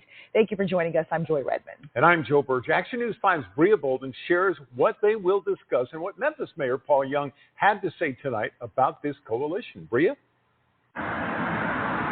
Yeah, well, we often hear about these discussions about leaders across the state, the city, and the county having these closed-door discussions on public safety. But this is the first time we will have leaders from across the country meeting here in Memphis to talk about it.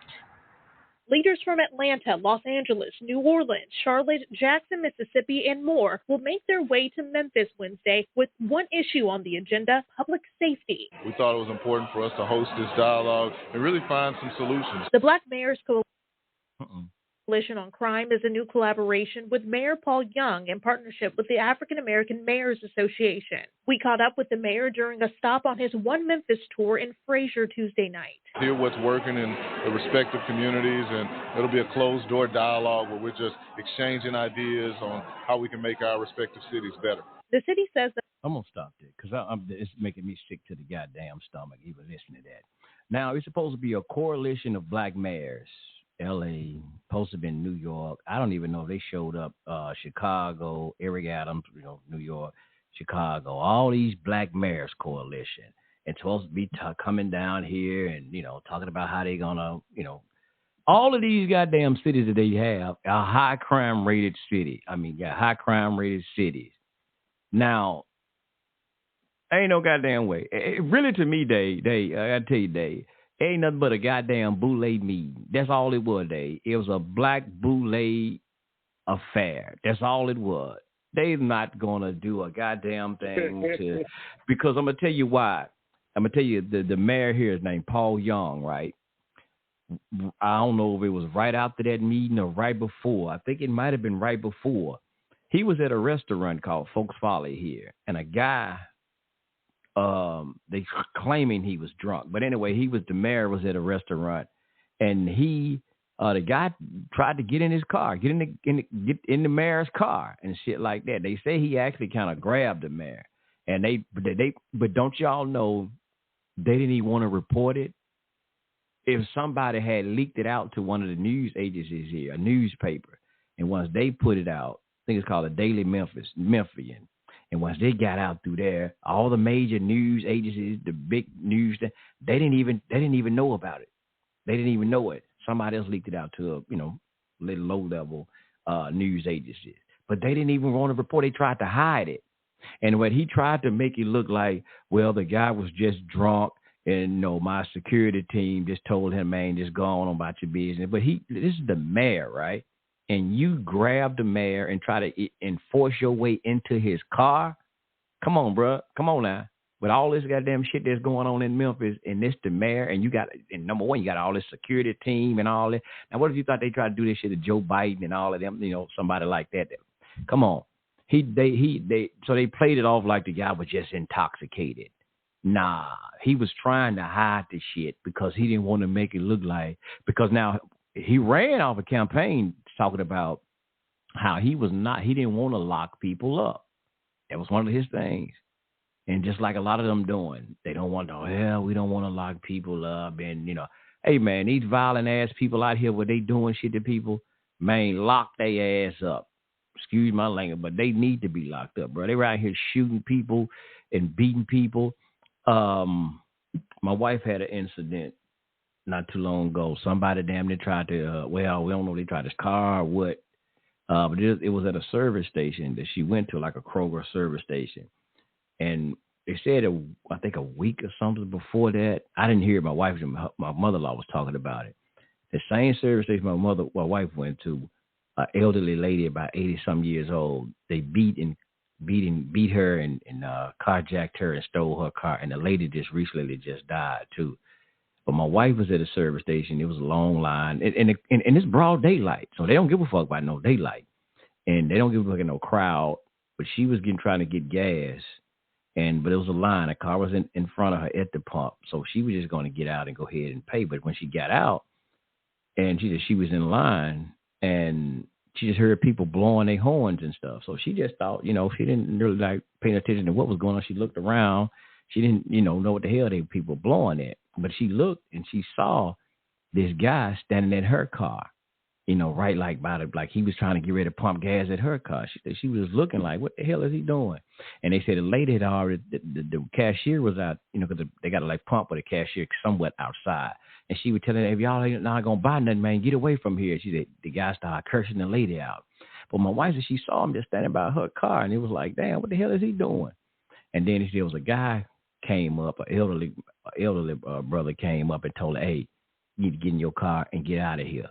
So she was like, it was already a red flag. She seen him standing there, but she was like, yeah, the guy said, you need to get in your car and get out of here.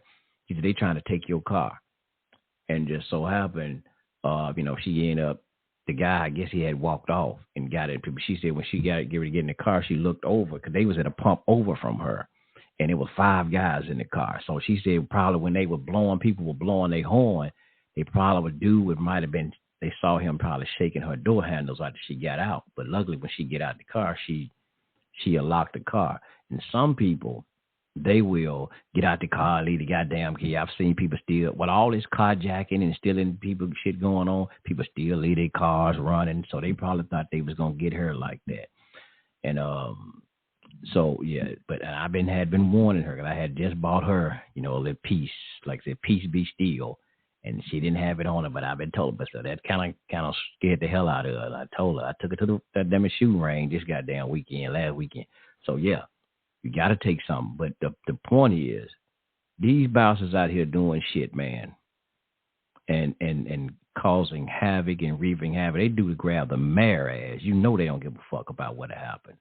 But these black ass mayors, and y'all notice what's going on in all these cities. All of these black mayors, and they putting in positions, and ain't nothing but goddamn puppets. They don't give a fuck about you, your safety.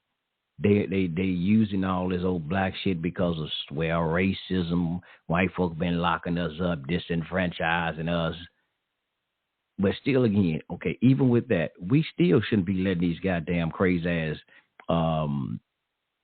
hardened criminals and shit do shit that's hurting people out here, man, robbing people. We still shouldn't let them goddamn it go. And even the jailhouse down here now. I'm telling you, man, sometimes just because we say black people this, black people, we need more black people to run this. Man, sometimes I'm so sick of that shit. Because, sometimes black people will F up a lot of shit more than any goddamn body else. And it's a prime example of what we're seeing right now. So I don't give a fuck about talking about we got to put a black person in here, the first black. Fuck, keep my French, y'all, but I got to say it. Fuck the first black any goddamn thing. I'm so sick of that bullshit because a lot of black people getting into positions now and they fucking shit up. Because even the jailhouse downtown, they used to have to, because they had a lawsuit a couple of years ago. They had, they had to put deputies inside the dorms with, the inmates. Because there was so much rain, fighting, and people getting stabbed to death. So the federal court the feds was about to take over the jailhouse. So they had to put people in there. Now these was white people who was running this, administrators over the jail. Now they got a black dude. He been running it. Named Floyd Bonner. He took over the jail. He's the sheriff. So the sheriff is over the jail. It's fucked up in there. There's somebody said they are short about damn near 400 some officers. It's messed up in that shit, man. It is pretty messed. When the black folk took it over, it just effed that whole shit up, man. There's so much cutting up. People dying left and right up in that goddamn place.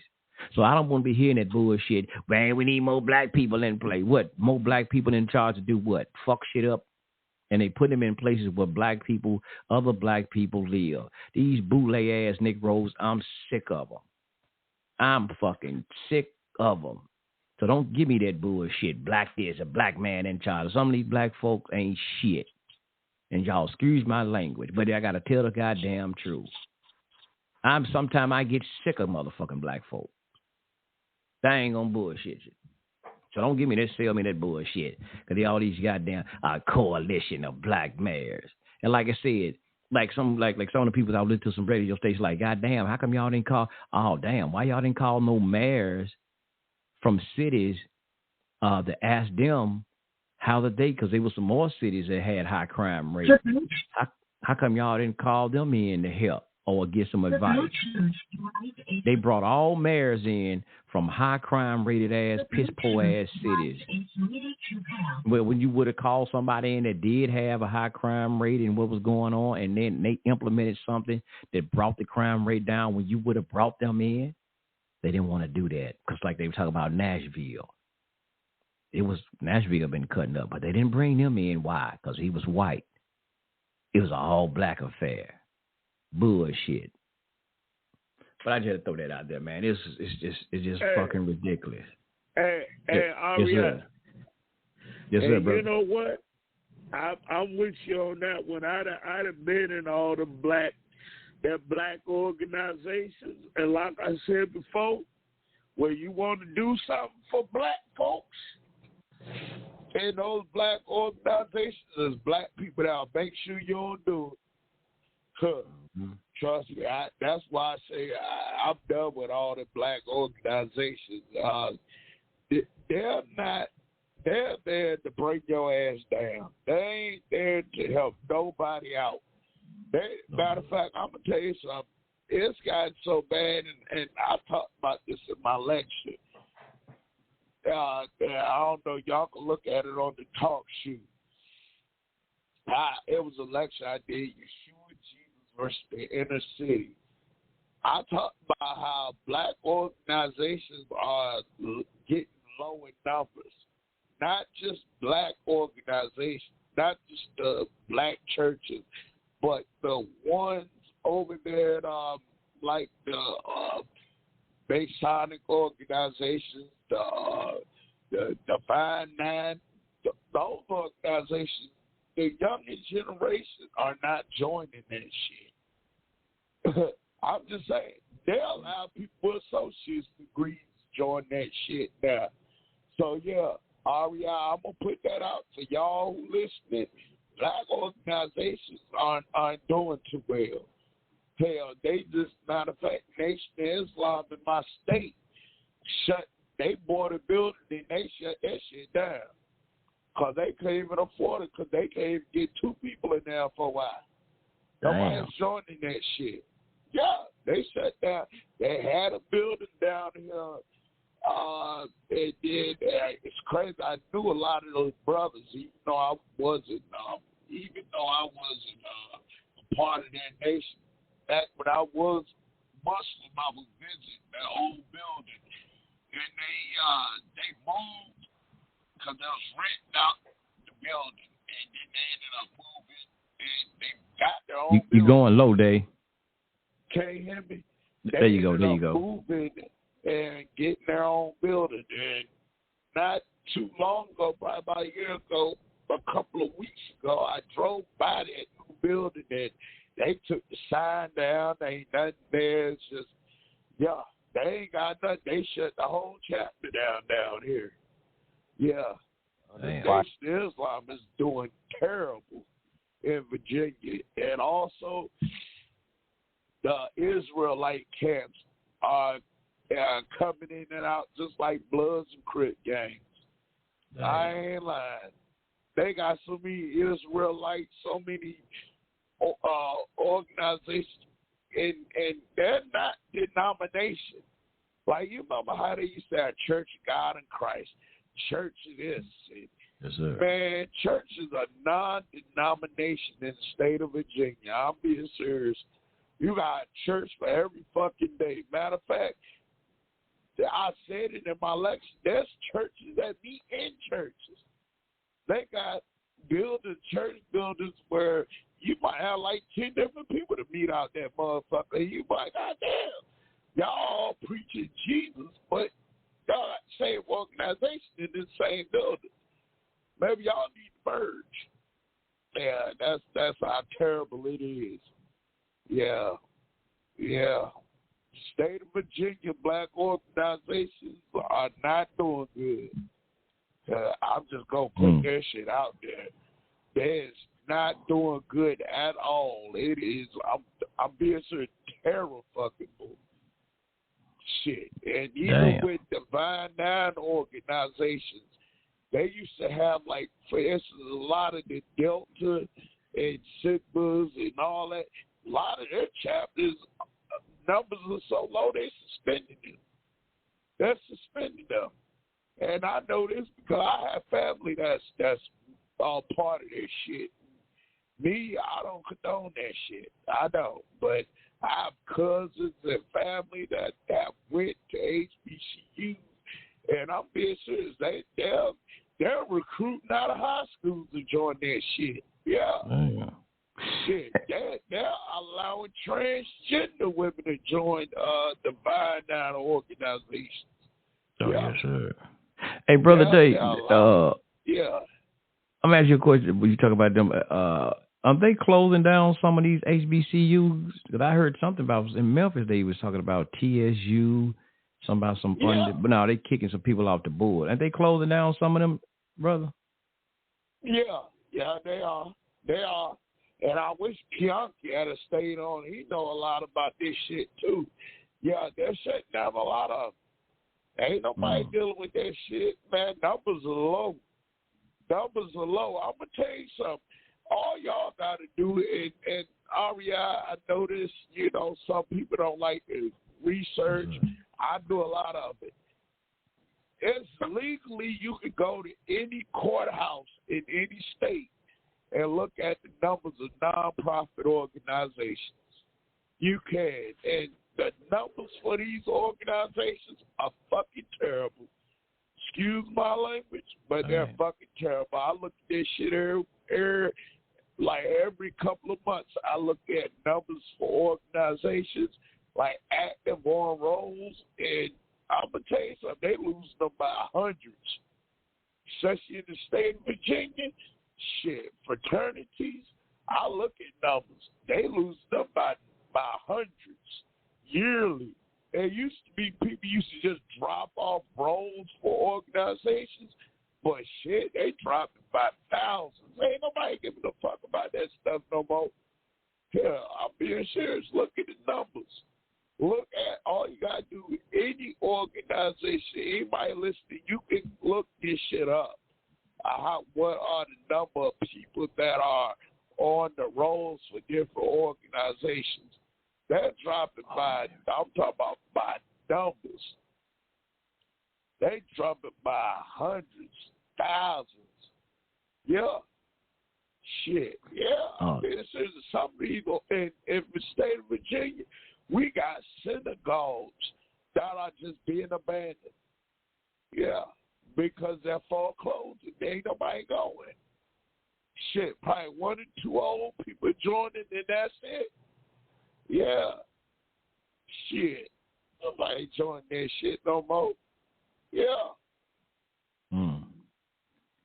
Now, here's something. See, this computer, boy, these phones I guess these phones do be listening to you, because I'm just thumbing through my little news app, and damn, this thing did pop up. It says Tennessee. I didn't even say Google, nothing. It just the news thing, daily, whatever they call this thing. But anyway, it's talking about, it says Tennessee State University Board disbanded by MAGA. Here they go with the racism bullshit. But anyway, by MAGA loyalists as an assault on DE&I continues. That's what they saying. They saying Tennessee State is the only public historically black college and university that face a turbulent future as the Governor Bill Lee dissolve his board, a move supported by the racist conservative and MAGA Republicans in Tennessee Assembly. They always got to throw that in there. Boy, that's how they go get you. At least I talking about Kamala Harris, funk ass.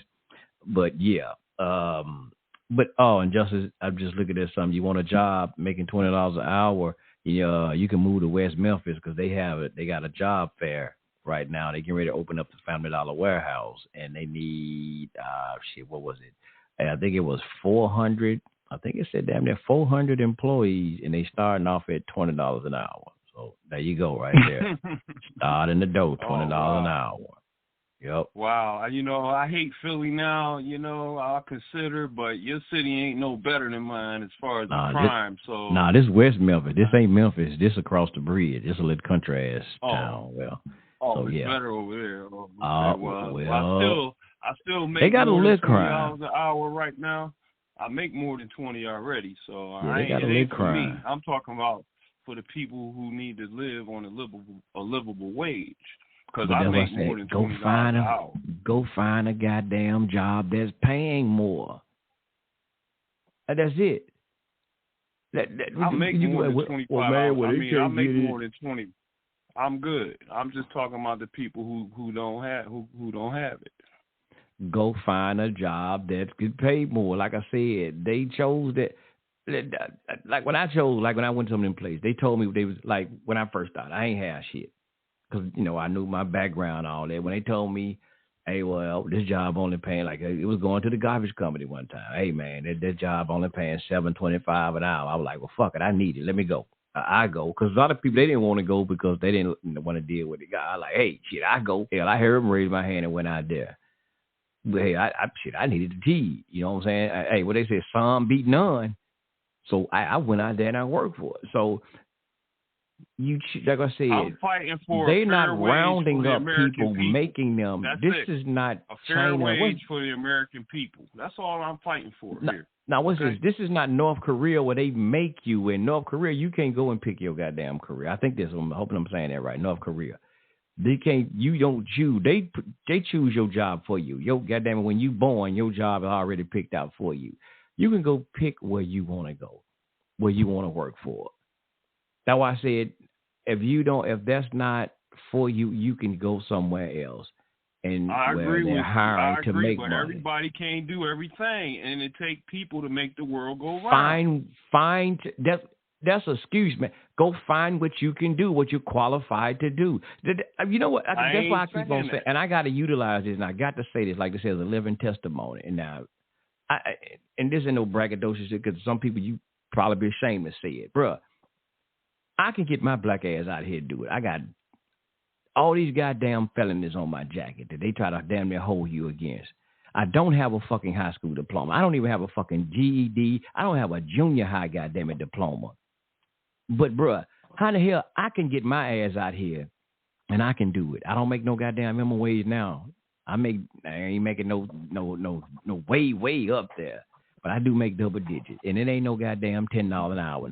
I make over, like I said, I will say over 20. How I can do it, bruh, with all of these so-called strikes against me. I can do it. Come on, bruh. You can do it. There's people, like I said, you got people right now, brother, that has high school diploma. They have college degrees. And when some people have jobs and you can't get they black ass to even come to work right now. You can't even get them to come to work. You can't even beg them to come to work. You can give them $30. You still can't get them to come to work. So, bro, it's on these individuals. A lot of this shit is excuses. If you working at McDonald's, you chose that fucking job. I worked at McDonald's before. Bianchi gone. You still yeah, out he gone. there? But you chose that, bro. So come on, let's stop letting these people play with people, bro. This is these talking points from some of these punk ass people, like these politicians that sell these people this bullshit. Like I told you, I keep saying again, I worked for $7.25, bro, and I had $131 a week coming out of my damn check for child support. I maintained. Where's it was hard as hell. Sunray, that's when survival Mill? kick in. He'll come in. His mic over. He'll come in. But it's all about. Alpha Male. Couldn't make an excuse, I need Justice. you to answer. No, I need him to answer the question we were talking about earlier, right? What was the question? Okay, because but I need him to come on though. I don't want to just be throwing something out there. I need another voice to be. You might say it again. It might go over. You might not want to come on. Go ahead, Justice. Talk your shit, nigga. Go ahead. What was the question, Justice? No, because I needed Dave might get answers for you. Answer. No, because I know Alpha Male might. I know Alpha Male got an opinion. I know he do. Nigga, saying that alpha male might come in and cuss your ass out. Go ahead. No, I want him to come on. I ain't trying to. All right, I'll throw it out there. All right, I was just gonna ask. I was gonna ask the senior elder about the earring. Alpha male, one of them serpents. He gonna sneak on in here like a snake and bite. I know he's a sniper. I know about the sniper and all that. I ain't tripping about the sniper. You going back to the earring thing? Yeah, I'm going back to the earring question. Like, I wanted to ask the elder if in his time were they the ones that started the I wanted to know if they was the ones that started the earring thing, you know, as far as what side to wear it and whatnot. And then Alpha Male, he knows something about it. He might know. He might have one in his right ear though, but I don't know. Now, Justice. Now I got to be his attorney at law. I got to be just an alpha male attorney at law. Alpha male, that's why he's alpha male. He ain't fucked up about no earring. I think alpha male want to answer the question about a goddamn earring. Now, you already know better than that, Justice. No. You said some earrings. Nigga ain't Justice. Nigga, wait. Justice a damn work for Alta or something, don't he? That nigga work at Claire's. I know you do. That nigga work at the thing about it is, I ain't never had no earrings in neither one of my ears. Okay? Nigga, but why you concentrating on nigga earrings, dude? You gay. That is some gay bullshit, girl. You probably gonna be. I'm trying to flip the script. You got it in the gay ear, not me. You got it in the gay ear. You got a hole in your gay ear. I'm still trying to wonder, Judge. I don't know, Judge. What constituted that? Because a man has an earring in his right ear, he's gay. His gay ear. Well, he would be we can't say gay because you have to be gay when you actually do a sexual act with another man. Well, I don't know what you call it, effeminate or whatever. I'm sticking to the traditional code of the black man. Okay, you got your earring in the wrong ear, then that means you gay. I ain't never heard that one though, but I don't know. I ain't never heard it, but I don't know. Gay. Songbird, you got an earring? No, hell no. I told you I tried one in one of your ears. I tried it when I was little, when I was younger, about 12. It was in my left. Tried it. What that mean? What that mean by trying it? I tried to get my ears pierced. I tried to do the ear, not my ear, my ear. I did it in the left ear. How do you try? You either do or you don't. How do you try? Hell no, I couldn't take that goddamn pain. See, back in the day, like I said, I'm going to tell you how we did it. Like, and my partner, he did it. He did his first. Like I said, it was a fad for us. We were young. We were 12, 13 years old, bullshitting around because we seen everybody else doing it. Back then, we did it. You know, them old wooden clothes hangers. I mean, not hangers, excuse me, clothespins. We was getting put ice on our ear, then get that goddamn clothespin and put it on your ear and try to numb it, and then get the damn hot thread needle, the left ear. Then we'll get the hot pin once we numb it, and then we'll stick it in there. I tried it. Now I did it. That shit hurt like motherfucker. I was like, oh hell no. I ain't lying. I tried it. But like again, we were 12 and 13 years old. We didn't know anything about this, nothing being, if I had did the right ear, I didn't know nothing about no damn gay. We seen this trend that was going on, like a TikTok shit back in the day, like the cinnamon challenge. We were just doing what we saw was a fad. We didn't know nothing about, wouldn't nobody say if you put it in your right ear, you gay. We didn't know nothing about that. Because, hell, my family, when, your ass, when, like I said, you didn't even talk about nobody being gay. Like I said, I had said the word, because I heard my mama say it before. And I said the word bulldagger. I was talking about cousin. We was out there playing. I said, you bulldagger? She said, oh, what'd you say? Don't you ever let me hear you say that out your mouth no more. So those words was, you couldn't say that shit in our family. You couldn't say that. But now when you hear it, it's you can hear all this stuff. But no, about all that left ear, nah, bro. We did that at a young age. Like Dave said, his mama did it when he was 8. Dave didn't do that to his goddamn self. He told you how old he was. So you can't blame him. You know, so you can't say he did it. He was gay. Yeah, he told you how he got it. I'm trying to find out where it all started. Like if the elder that's what I'm been asking able to you. Explain. That's the question we need to ask you. Where did it come from? And what did it even say? The person who even started it said that if a man put in a right ear or whatever ear, who said it was a homosexual thing. That might have been started by a homosexual. You never know. That shit there might have been started by, like they said about the sagging. You never know. A lot of that shit probably was started by a fucking homosexual. Sylvester probably started that shit. That he knows Sylvester here today. He's almighty real. Yeah, he might have started that shit back in the day. Because you do know a lot of the homosexuals started a lot of the goddamn, they was always the fashion designers and all this shit. It was, I mentioned this again, and I'll have to give him credit for this. I like this. Bishop Nathaniel of Israel United in Christ, he did a video. They did a video, and I like this video they were bringing out. It made a hell of a lot of sense. Talking about these women with all these lace fronts and all of this shit, even how they wear their makeup. That style that they're having now come from transgenders. And when they were saying it, they showed the picture why these transgenders be wearing the wigs and the makeup, how they had the eyelash, how they got stuff. And they showed women with that. They showed the picture of the transgender.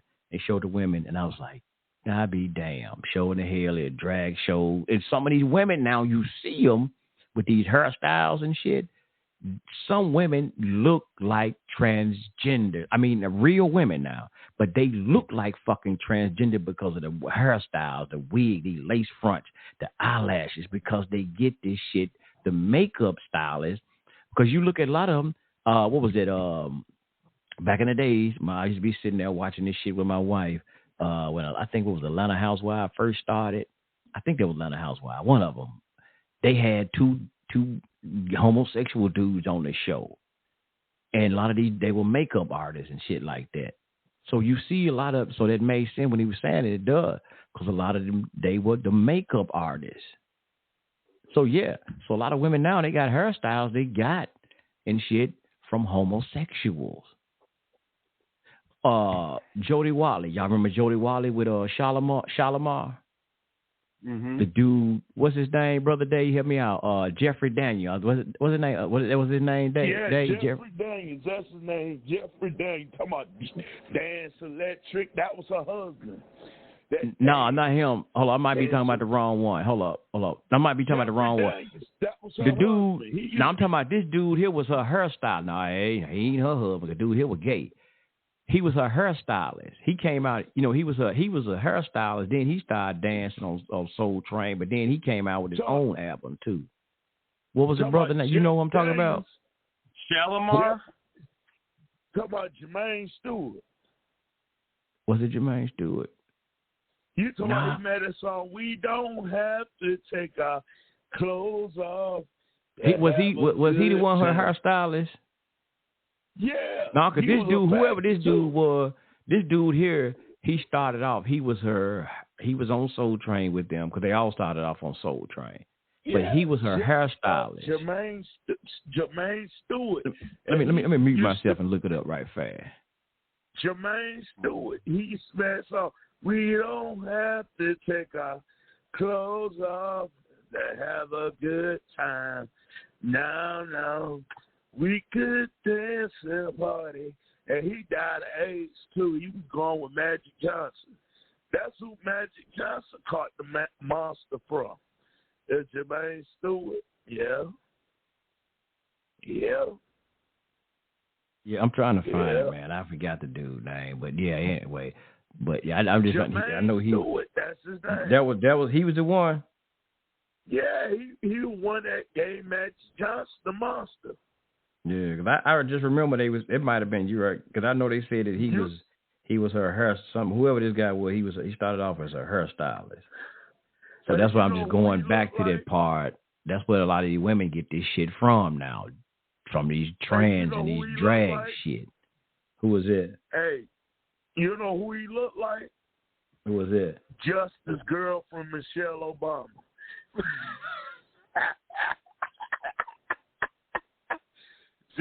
Just the girl from Michelle Obama. Come on with all that. You need to have some respect for that black woman. She's a black woman. Yeah, bro, Dave right. Children. Yeah, bro, Dave was right. For $5,000, he right. Yeah, it was Jermaine Stewart. Yeah. Yeah, sweet ass. He gave him and Magic Johnson. That's where he got the monster from. He was gonna write a book about Magic Johnson, little fruity ass too. And you know, his son turned out to be a drag queen. His girlfriend was a drag queen, and then he ended up. His son came a drag queen. Yep. Big old 6'5" fruitcake.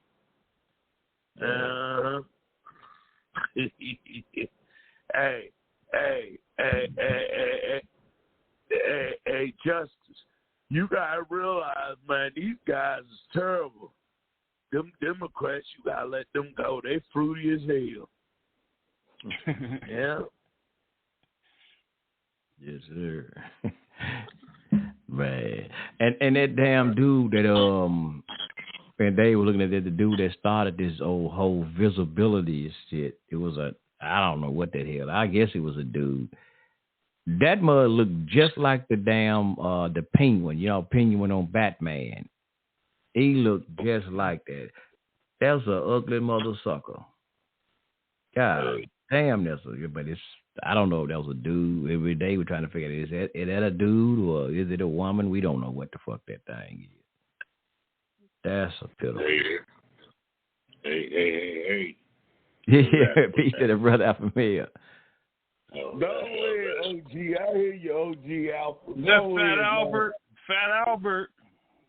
Did I hear hey? Fat Albert.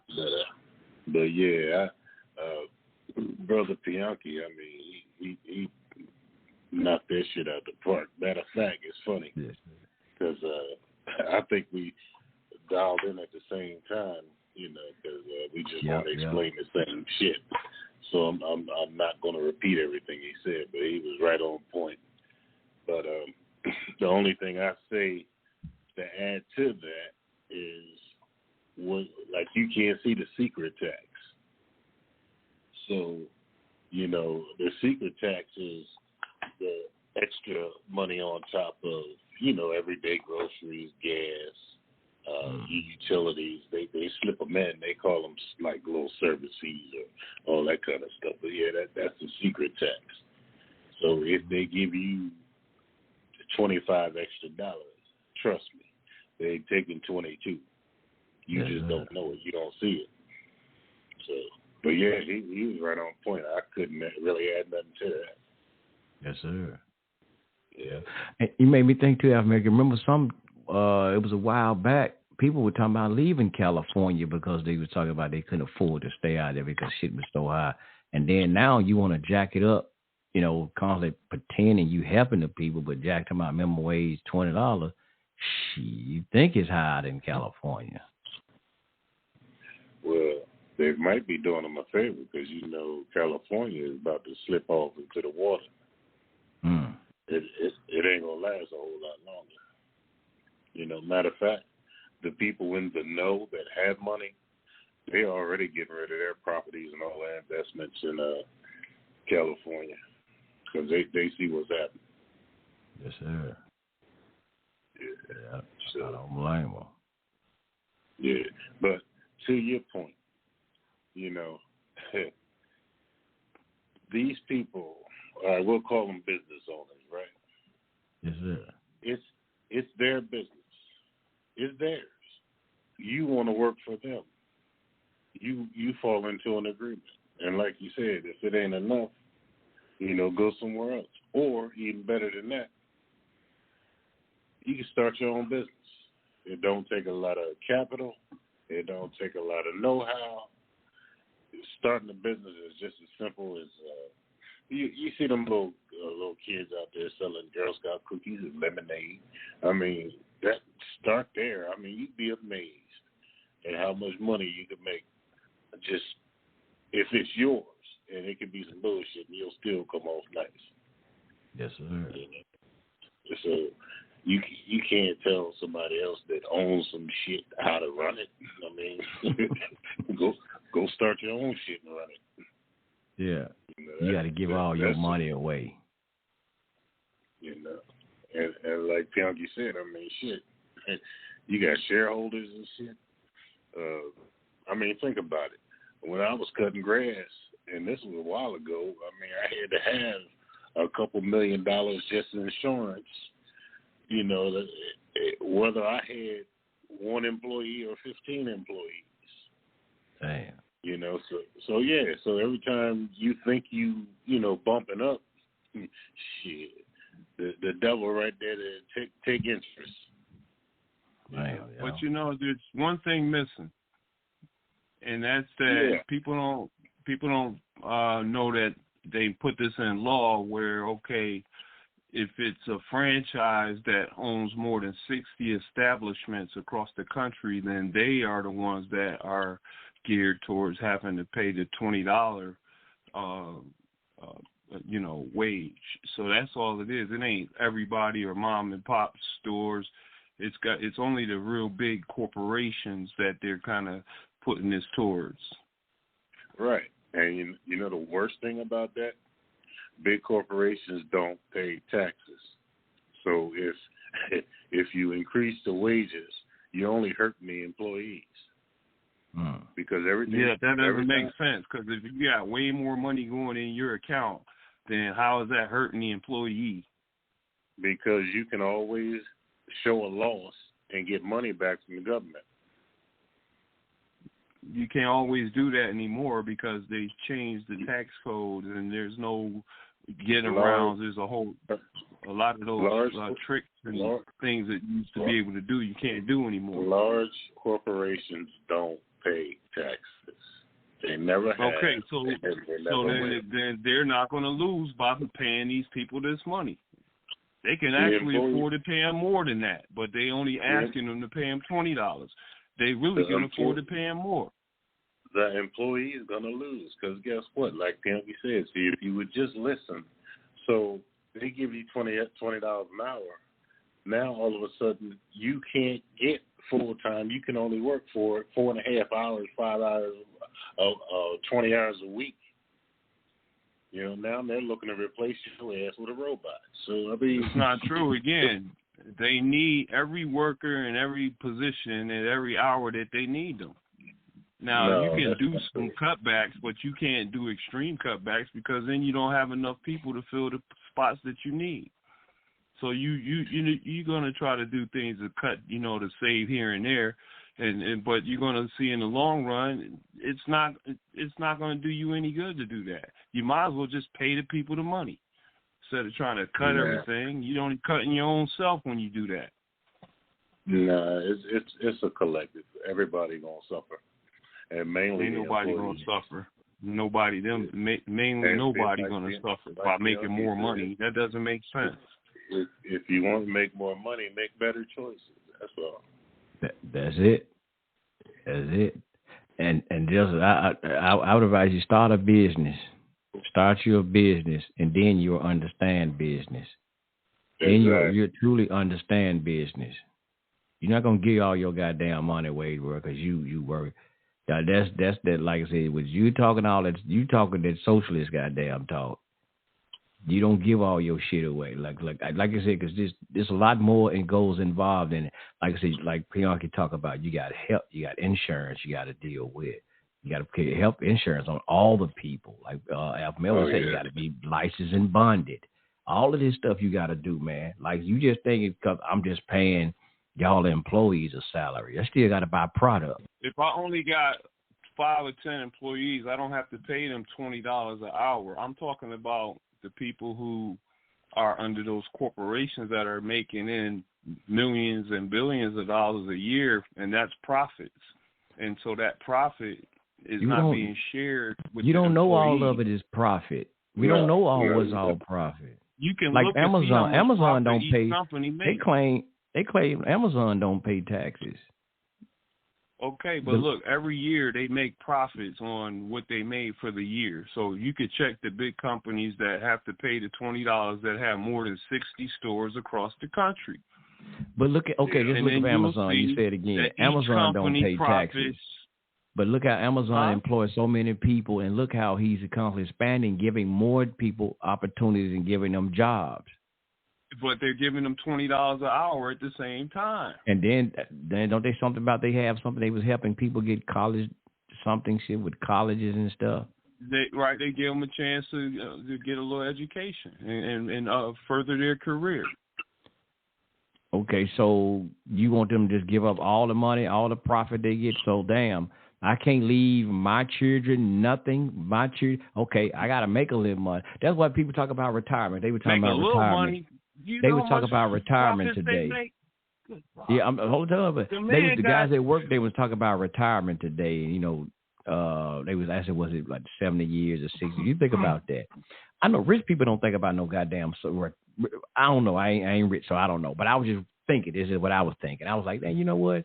Probably rich people don't even think about no goddamn. You know, if they talk about you got to retire and how much money you're gonna get from Social Security. It's why you make your goddamn money. I was like, you know what? I said, because some people, they retire. When they do retire, they still got to go out and get another goddamn job because you're depending on this government to give you your money, which they already don't spent all of it. But I like, you know, people, that's why you got to, like Alpha Male said, make better choices. Start investing in some kind of stock, CDs, and some kind of, put some money, hide it in the goddamn jar in the backyard, old folks say. You got to be able to put something back. I'm retired and I'm broke. And I'm broke. So the government, then you can't depend on retiring. So you'll think about it, some of them people, man, Jeff Bezos, them, they want to retire. Bro, yeah, they might be making profit, but somewhere down the line, they got to say, I got to quit this shit. So I need some money put up. So when I do retire, I can't be looking for no damn Social Security check. You know what I mean? So you think about, they get making all this big profit, but damn, one day, bro, they got to quit. They gotta quit somewhere. It's like I hate to use this analogy, but like a dope boy or something might say, you know, hey man, we gonna make this money, bro. We gonna make X amount of money. We gonna get out this shit. You just looking at, damn, bro, they balling, bro. They making $1 million a year, but damn, bro, we gotta get out this shit. We can't keep doing this shit forever, bro. We gonna get caught somewhere. We gotta get out this shit while we can. So it's just like I said again, bro. You gotta get in where you fit in. And make better choices. Don't think you're going to make $725 $725 and going to go get you a goddamn Maybach or a Jaguar. It ain't going to happen. You got to make choices, man. Come on, bro. And I'm going to tell you, like I said, even where I'm at, the job I'm at, like guys be complaining again. I got to say it again. Some people be complaining, I ain't make. Bro, we don't even work 40 hours a week. But he guarantee you 40 hours.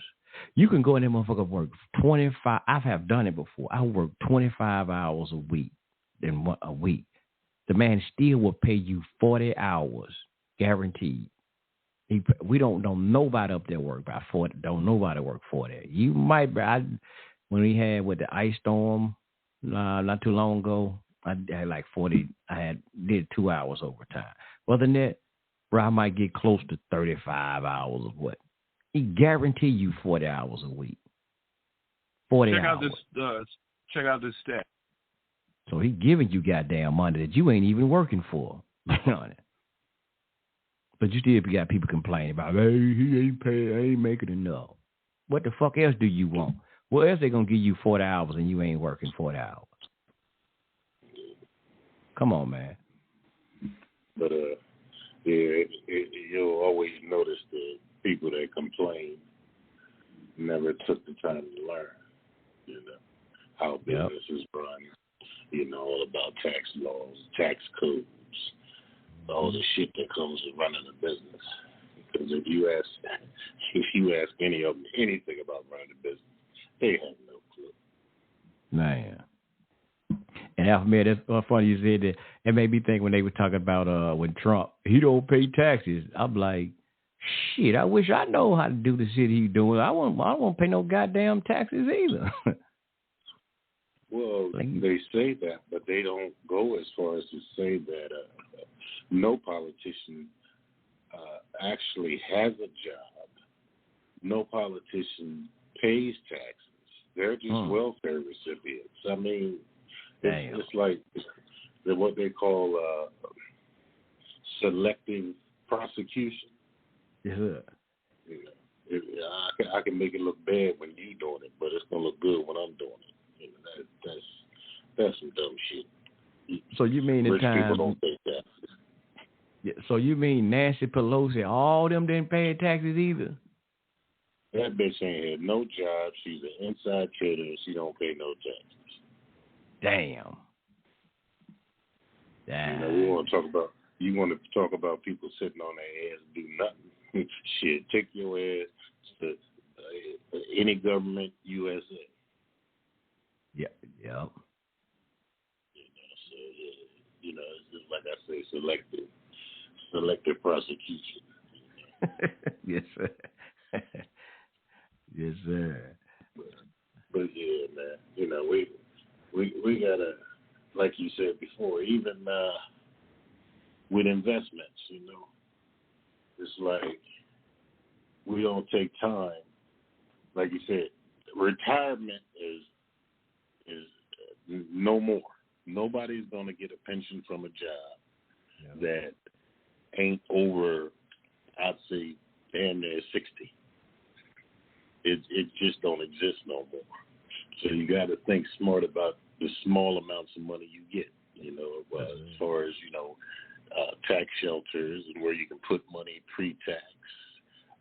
You know what I mean? It's so much you can do with a little bit that will set you up real nice and tight. Yep. Yeah. How much money does Amazon make a year? 2022 found on $514 billion in revenue. He trying to dig up some. He hung up. So he was trying to dig up some. He hung up. He can't call back in overtime. So he can't call back in. Oh, damn. He was trying to find some on CNN somewhere. Yeah. The Communist News Network. Yes, sir. Yeah. But yeah, y'all are on point about that shit. Yeah, man. Yeah. Like, but yeah, that's because because I don't, I know people are struggling, but it goes back to something you always say. 9 times out of 10 is your struggle is your own doing. Because, excuse me, like we said, you can't complain to me that $15 an hour ain't enough when you rocking a pair of sneakers that cost $300. You got the iPhone 99, you know what I mean, with unlimited data and all that, and you got Netflix and Hulu and all that shit streaming in the house, but you bitching. And right there, you're spending more money than I fucking make. Man. So it's people got to get it. You know what? They're the entitled generation. Yep. They think they just supposed to get shit. It's like magic. They supposed to go on YouTube and be a motherfucking success all of a sudden. Yep. So, yeah.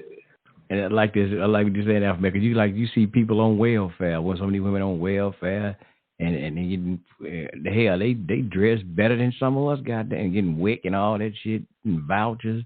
Hell, they like be dressing better than some of us. Goddamn, who working every goddamn day. Exactly. Shit. I'll give you an example. Shit. Now, I like sub sandwiches, right? Yes, some people call them heroes or whatever. But that's a special thing for me. Shit. I save up a little on the side because I tell the wife, look, this Friday I'm going in for a big sandwich. Is you with me? You know what I mean? But these motherfuckers eat every day at the sub shop. I can't afford that shit. But like you said, they got them SNAP cards and everybody accepting it. So shit, they living like kings. Yes, sir. But they still bitching. Because minimum wage is a motherfucker. Come on now, be for real. Yes, sir. Let me see, Democratic Joe, he had hung up. Let me see, can I call him on my, I forgot I got this damn switchboard. I could do this shit on here. Let's try it. He talking about his bad, yeah. He always making mistakes. He made a mistake when he went and voted. Call him back. Yeah. Find the damn number. And back to the earring thing. Oh, shit. Hey, that nigga so did make a mistake by voting. But as far as that earring thing, I mean, it's 1,000 different theories. Yes, sir. On shit. And basically, it's whatever the agreed upon lie at the time is. Yes, sir. Can you hear us, Justice? I can hear you. I'm glad I was able to get in. I had was trying to do research, and can you hear Alpha Male? Can you hear all of us? I can hear him too. Oh, okay, that's good. Yeah, I hear him. Oh, okay, cool. I didn't mean to cut you off, Alpha Male. I was, I wasn't on mute and stuff, and then I pushing buttons, and I ended up hanging the phone. But he answered your earring question, Dave. I mean, I call you Dave. He is? Oh, let me hear it. I didn't hear it. No, I was just saying it's 1,000 different theories on that shit, and all it is the agreed upon lie at the time, So there is no real meaning to it, because I wear 2 clay discs and a bone in my nose. So Yeah. And sometimes you wear 2 clay discs and a bone in the nose. What? That's right. Okay, you from the Shaka tribe? Mandingo. Oh, you a Mandingo? Oh, okay. Say so. From the warrior tribe. That's right. Okay. So I'm Sheboygan, but my father, told me I'm from the Shaken tribe. That's the people that's well hung. So we Sheboygans. Mm-hmm. Yeah, but see, it's not your ear hole you have to worry about. Whether you're gay or not, it's not your ear hole that you got to worry about.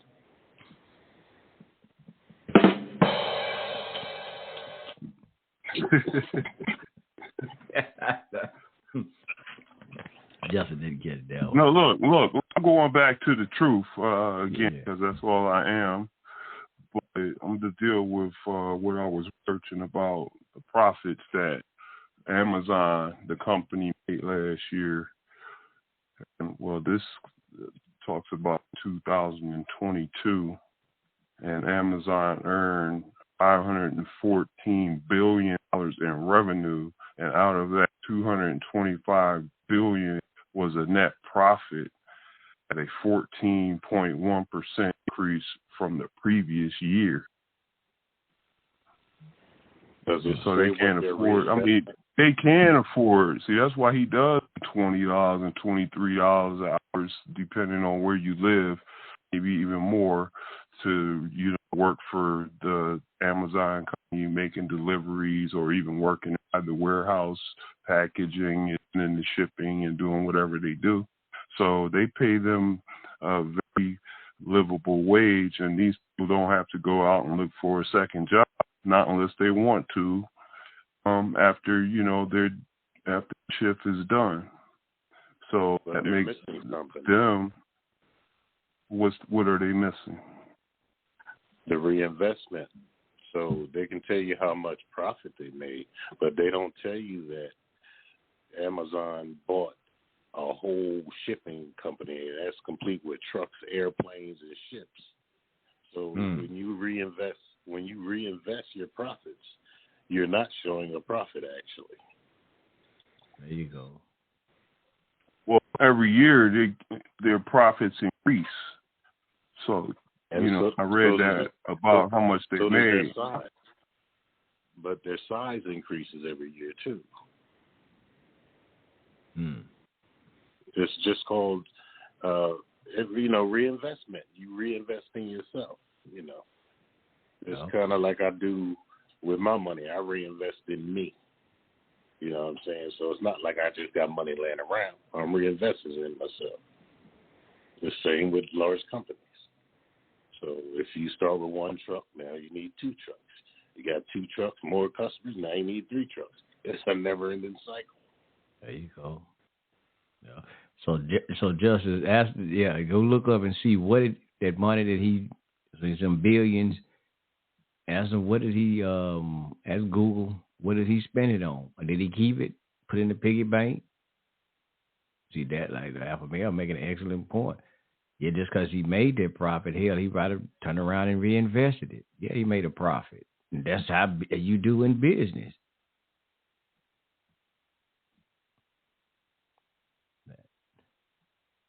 You there, Justin? Oh yeah, I'm still here. Oh, okay. I'm still here, and I know that's a good thing.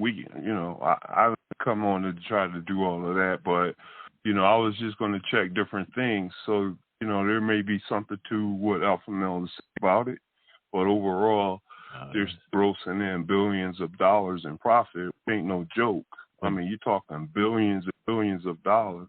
But like you said, he just gave you the blueprint, Justice. He just told you. I know they keep growing, and just because, like you said, just because the news agency, whoever said he made those that invest. I mean, what you call it? I forgot what you said now. He brought in that money. Don't mean he kept that money. Like that said, he bought other businesses. Just because you bring in a profit, don't mean you keeping it. And unless you don't want to expand. Because you can make a profit. Now, their thing will show, a business, everybody should make a profit. Your ass ain't making a profit, that mean that business finna go bankrupt. But everybody gonna make a profit. I don't give a damn. You show the mom and pop store. If you can find a mom and pop store in your neighborhood, yes, it's gonna show an investment. But that they keep that money, they gotta keep buying supplies and all this shit. So it's gonna go somewhere. So but you still, it's like saying again, guys be complaining. I keep using the job one more. Guys can keep complaining. This guy started off with 1 garbage truck. Shit, now I think he got about 25 of them. But you get because he keep on expanding. So, but again, you're gonna have to keep buying because people are like, man, well, he could give us so and so. Well, damn, bro. He's trying to expand. Just because y'all see he making money, you see he getting new customers. Don't mean that all that money can go to you. You got to keep on, expanding the business and buying. He still got to pay for them goddamn trucks he just bought. They be looking at like he getting a warehouse. He just got a warehouse full of brand new garbage can. Damn, bro, he making money, man. He could be giving us, bro. He got to pay for them fucking garbage cans he just bought. They ain't paid for. He still got to go get loans on them damn things. Then once he, it's still, that's why I say you have to be, I want to tell people, man, if you're not in there looking at them books yourself and really inside of that office and seeing what's really going on, as an employee, we can always sit back, man, goddamn, he could be giving us look at all this money he making. But you don't really know what's going on with them books, how much they in debt and other shit. You don't know what's going on. All right, so, if you break down how much McDonald's makes, McDonald's makes a reported total revenue of $22.22 billion divided by 365 days, giving an estimate daily revenue of $63.625 million on average. McDonald's restaurants generate around $2.4 million in annual revenue, translated to roughly $6,500,000 per day. McDonald's makes $6,500,000 a day. Now with that, you're gonna have to go to, because you got a lot of McDonald's. Well, I guess damn near all of them, primarily. They are franchises. The ones I'm talking about aren't. They're the ones that McDonald's own. That's why I said McDonald's own. the name McDonald's. That's why I said which ones, because you got to. This is the McDonald's gross profit, so it's MPD. It's the gross. It's still because check it out, bro. If Jeff, well, I don't know, I'm franchised. It's still gonna show under McDonald's because you buying the name, you basically renting the name McDonald's. So it still could be an individual owning it. It's still gonna show up as McDonald's because that person who got the franchise, he still got to buy all his products from McDonald's, from the actually corporation McDonald's. So it still show up McDonald's point blank period. But it's individuals that own that. Go ahead, Alpha Male. No, I was agreeing with you. Yep, it's a franchise. They're basically, like you said, they're in a contract to sell only their products and use their name. Yep. All right, here's I got a statistic for you. How much does one McDonald's make a year? Reports suggest that the average McDonald's store generates approximately $2.7 million in sales annually, while some McDonald's franchises make more than others. Most generate around $150,000 in annual profits. This figure varies based on the restaurant's location and the owner's experience. That was from March 19th, 2023. In the business model land analysis. And just, I'm going to take you back to this with it. I'm going to use the church for example. Say if I want to, I'm going to use Church and God in Christ for a minute. I use them. If I want to start a church and I wanted to use the name Church and God in Christ, I got to pay them for that name, right? So when I didn't know that. Oh, yeah. Oh, hell, it's a business. So when the tithes and offerings come in and all of this stuff, I have to make sure I be able to not only have the money for that building, but I got to make sure I have enough money because I got to pay Church and God in Christ every month for their name. So, so the money that come in, it got to be enough money to generate for me using their name. And plus, make sure I get the lights, keep the lights cut on, the rent, all of that shit. Yeah, it's a business. So again, you think, oh man, look at these big mega churches. I mean, especially if they are, they are big well-known organization. Yeah, that's what it is. You just can't just pop up and talk about Church and God in Christ. Your ass gonna get sued. Right. Yeah, that's why they said Trump. When they looked at Trump, that name Trump. He sell a lot of his names because I seen this somewhere because they were saying it was one of them big plazas or something like he had a hotel, but they said some Nigerians own that one, but they would just use his name. He'll sell his name. Like people think about Ciroc, all that shit. They were thinking P Diddy. Speaking about P Diddy, P Diddy owns Ciroc. No, P Diddy dude was using P Diddy's name just to help sell that shit, but he didn't own that. Right.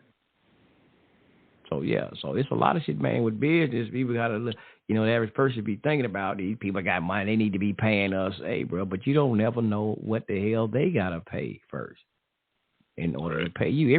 There's always a budget for everything. There's a budget. Like you got mechanic, like you got a, truck shop like Brother Alpha Male mentioned about trucks. You got mechanics. You got a salary for your maintenance department, a salary for this. You got a salary damn near set for everything. A budget. Set for everything. Yep. So, yeah. So Queen of England owns a McDonald's near Buckingham Palace. Probably do. Plus a retail park near Windsor Castle near her McDonald's, but she does not buy or eat the food. Also, she has a Queen stamp collection. And this is when she was alive. Yep. Damn, I was going to say she a corpse that's still balling, huh? When he said the Queen, I'm like, damn, ain't she dead? Yeah. Yeah. And see, like Justice, when I was managing this, like the one time, this little car wash, and they had a detail shop. They didn't make profit. They probably would make $100 a month just in the shop. Me and this other white guy came in. He was the store manager. He brought me in as his assistant. We built that damn thing up, man. They was making plenty of money. So reading, I was to say to that I think minimum wage, I forgot what it was. It was like 7 something. Maybe less than that. I forgot at the time. I was bringing people. I never started people at minimum wage. Never. I never started them off. Whatever the damn minimum wage, I never started them off at that. And the reason I was able to keep bringing them in, paying them more, because we was building the company up and we was making money. We was making a hell lot of money every month. You know what I'm saying? The money that was coming in, I would, you know, because it was a car wash. I find like chemicals. I find some good quality chemicals, but at a cheaper price sometimes. So I can make it, and I look at stuff like that. I said, well, I can take this money now. Now I can afford to give these raises, but I still got to get good quality stuff, but probably at a cheaper price. And some of that money I can look at, I can put it over here for this. And now, hey, I can give these people raises, but I had to be able to, like, something, cut shit back, cut prices back on certain things that chemicals be buying and products. So I can get them raises. And I tell them, hey, y'all got to do upsells. Y'all got to do extra sales. Hey, you know, we had like competitions I was doing. You know what I'm saying? To get them to do upsells. As long as they were doing it, I could pay them more money. But I never brought nobody in with goddamn it minimum wage. And then we were doing a little shit under the table too. Now I ain't gonna lie. The car wash. I letting them make a little money under the table too. So, but they was making money. Everybody was straight. Everybody was straight. Company got deals. Hell, I ain't gonna lie, we got ours too, but shit, they were straight though. Yes, sir. I can tell you right now, you can just something real simple. Open you a pre-tax IRA where you can put up to, I think it's like $8,000 a year. Non-taxable, and then when you retire, you can draw on that. But the whole time, you're getting a little bit of interest at the same time. So it seems like you're low on cash, but your investments is what you're going to be depending on later. So that's something simple each individual can do. You ain't got to be a business or a corporation. And you'd be surprised how quickly, in a year's time, you can get $8,000 into an IRA. It goes a whole lot faster than you think. Yep, yes, sir. And just, it's funny, I was just thinking about, I was saying something earlier about some people that's on welfare and just live off of this. I'm going to say I hadn't heard now. I ain't heard none of them say, hey, man, these ain't enough goddamn food stamps. Man, these motherfuckers need to jack my food stamps up. Or, like, you know, people that work. I don't hear them complaining about this ain't enough, man. These really $500 a month food stamp. This ain't shit. Well, you know, I heard it right after the coronavirus, after they gave the people all this extra food stamps, and then they cut them after the coronavirus thing. They cut them all back, and then they were all complaining, oh, man, they cut my food stamps. I ain't getting but this now, and I was getting this. And they had made them very comfortable during the coronavirus by giving people with children a whole lot extra food stamps. And so they were like, wow, this is just an enormous amount. And they were going buying all this food for months and months. And then finally it came to an end. And then all these people that I ran into who had the food stamp card and that, they were complaining big time about how their food stamp got cut and they were only getting a limited amount of food stamp privilege. And they were upset about it. Now, let me ask you a question. Are you talking about people who had jobs and lost it because of COVID, or people who've been living off of welfare? Who are you talking about? Because I'm talking about people who just live off welfare like it is a goddamn job, like they're supposed to get. Yeah, I think it's more. I think it's probably more people who relied on welfare more so than were going out working or looking for a job. Because them the people I'm talking about, and I ain't heard them complain about shit.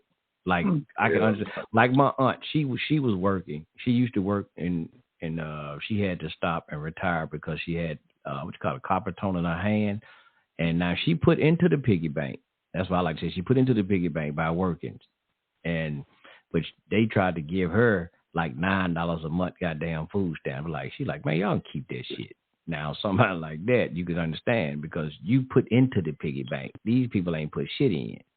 But like I said, I'm just saying I hadn't heard now because like I'm just saying the reason I'm bringing this up because like people who work and talk about that you might be working and whatever, this little ass money, but I see them getting all this shit from the government, little vouchers. Well, I guess they ain't really got too much bills to pay either because the government take care of them. So I guess that kills my argument because they ain't got shit to complain about anyway because the government take care of them. So I guess that kills my argument. I mean, some of them paying $50 a month rent. Yes, I guess that's the wrong scenario on that one. You're kind of right about that. They don't got a whole lot of, they just happy with what they get. Yeah, but they content with that living off the shit. But exactly. Yeah. But I know. I guess there is a point to that. Because they ain't complaining about the little shit. I guess it is still a point to it. Because I don't hear them complaining about the little shit they got. Even though they're in Section 8, they ain't complaining. And sometimes, it's been in the hood, in the projects. But like, that's why I said again, I wasn't living in the goddamn greatest place. And I ain't going to lie now when I said I was making the $725. It was when I first moved here. Because I met my wife. She was already living there. And then it started getting bad because the gang started coming in. And that's when we got the fuck out of there, like the Jeffersons. We got up out of there. So now we at where we at now. Now, there's something I want you to touch on real quick. Yeah. I want you to touch on the new Bible that Trump have endorsed and is selling and everything. I want to hear your comments on that. I don't know nothing about that one. I hadn't heard anything about that. Are you serious? I know you haven't. No. I know you. All right, I'll take your word for it. I ain't been following Trump like that. I ain't gonna lie. I ain't been following Trump like that. Well, he said some really good. He has said some really good things. Let me look up this. Leading up to endorsing his Bible that he's selling, his new Bible. Let me look this up. And what you should do is play the clip of him. Don't play the people talking about him, but actually play his words and him talking about America and what's missing, and that what's missing is God, and that, we need to bring back, God back in America in the Bible, and, everybody needs a Bible, and, this is what's missing, and, and he was really saying some things, but people wasn't listening to his words. They was only hearing, oh, he's selling the Bible, and they was getting mad. But he was saying some things that's true. Everything he said was true, but it seemed like people missed the point about what he was saying. And I thought that what he said was right. That, God is what's missing, and the Bible is what's missing. Now, Trump is just like me with the Bible. Like, he knows there's some good stuff in this Bible, and there's some good things about this Bible. And that this right here is something that's like the niche to our country. It's like something that kind of holds us together. It's like, we got to have God in our heart. And God is, the overall one who we trust. And so this is what's missing. And so when Trump went out and he said what he said, I was like, wow, this is really great. He's really... he really has, what's right in mind. And so from that, I recognize, like, okay, about the Bible, I say, okay, I can't quote the Bible very much, but I know of that, the things that I've heard and read in the Bible, that's some good stuff and whatnot. So, I'm with that. And, so it's like Trump. He can't quote nothing from the Bible just like me. I can barely quote any quotes out the Bible. But you know what? I know that Bible's good. It's something good. It's something good about the Bible, right? And they say the Bible means what? Basic instructions before leaving Earth, right? And so, that's something that people, have understood for a long time. And that, that first song I ever heard, I went to church by myself on the school bus when I was a little kid. I was about 5 years old, and I said, Ma, I want to go to church. And she said, you want to go there? I was like, I want to go to church. And we had moved to Ohio by then. and we, came from Brooklyn, New York, and we moved to Ohio, this little small town in Ohio. And the people, somewhere I seen them on my street, and they say, oh, we go to church. You want to go to church? We'll come by with the church bus. We'll pick you up and we'll take you to church. And then I asked my mother, Mom, can I go to church? And she says, well, you could go to church, and they came and picked me up. And then I went to church. I was 5 years old. I went to church by myself. My mother didn't go with me. I went to church. I went in there, and the first song that they played, or they were singing and everything, was like the Bible, okay? It was about the Bible. It said, the B-I-B-L-E, the B-I-B-L-E, that's the book for me. I swear my word to the word of God, the B-I-B-L-E, something like, I was only 5, y'all, so I don't remember the song too good, but that was what, it's like teaching you like the Bible. That's what you should kind of live by. So, Trump, he got it right with this. You know what I'm saying? So I know you got the clip ready. And let's hear Trump say. Actually, I can't play the clip because I call you on the phone. Oh, so all right. And that's how I usually play the clips. You're going to leave it up to me to play the clip. Yeah. Okay, I'll do that. I see what you're saying. Now, I'm looking at, what's this article right fast? NPR. NPR has the article. They saying that, the Bible is a $60 Bible called God Bless the USA Bible. And they said it comes with it's a King James Version, and it has the Constitution, the copy of the Constitution and documents inside of the Bible. Yep, that's it. I just about found a clip that he's talking out his own words, and let him talk and say it, because it really do make sense what he said. And everybody's scrutinizing him for what he said, but they not listening to what he said. They just mad because he's trying to sell the Bible, but he talking about America and what's missing. He's saying God is missing, and he's right, and they not hearing that message. They're not hearing that part, which is incredible to me. But here, I'm going to play it right quick. For the audience and everybody right now, I just think I found a good one where nobody's talking about him first. Oh, Trump's selling the Bible, blah, blah, blah. And then he's saying a message that is, if we don't bring back God to our country, then we're doomed. Okay? Because that's what's been missing. And he's going to say it right quick. I'm going to get the commercial out the way, and here we go. I love his song, God Bless the USA, in connection with promoting the God Bless the USA Bible. This Bible is the King James Version and also includes our Founding Father documents, yes, the Constitution, which I'm fighting for every single day, very hard, to keep Americans protected. Also, the Bill of Rights, the Declaration of Independence, and the Pledge of Allegiance are all part of this God Bless the USA Bible, and it's very important to me. I have a lot of people have it. You have to have it for your heart, for your soul. Many of you have never read them and don't know the liberties and rights you have as Americans and how you are being threatened to lose those rights. It's happening all the time. It's a very sad thing that's going on in our country, but we're going to get it turned around. Religion and Christianity are the biggest things missing from this country. And I truly believe that we need to bring them back, and we have to bring them back fast. I think it's one of the biggest problems we have. That's why our country is going haywire. We've lost religion in our country. All Americans need a Bible in their home, and I have many. It's my favorite book. It's a lot of people's favorite book. This Bible is a reminder that the biggest thing we have to bring back America and to make America great again is our religion. Religion is so important. It's so missing, but it's going to come back, and it's going to come back strong, just like our country is going to come back strong. In the end, we do not answer to bureaucrats in Washington. We answer to God in heaven. Christians are under siege. We must protect content that is pro-God. We love God, and we have to protect anything that is pro-God. We must defend God in the public square and not allow the media or the left-wing groups to silence, censor, or discriminate against us. We have to bring Christianity back into our lives and back into what will be again a great nation.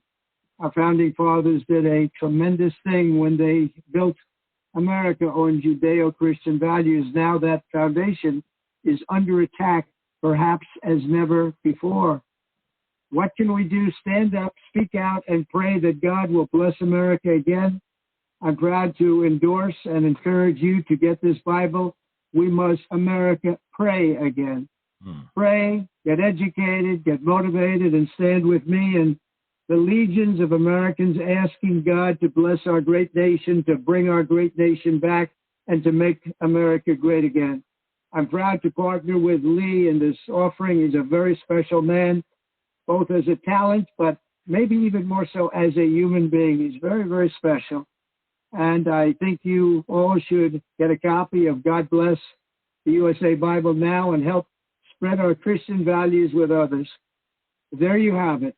Let's make America pray again. God bless you, and God bless the USA. I might have to get. I like that cover on it. That leather cover on it. I like that one. Mm-hmm. I might have get me a T-shirt with that on it and a hat with it. He said, "Make America Pray Again." Now, that's a nice T-shirt.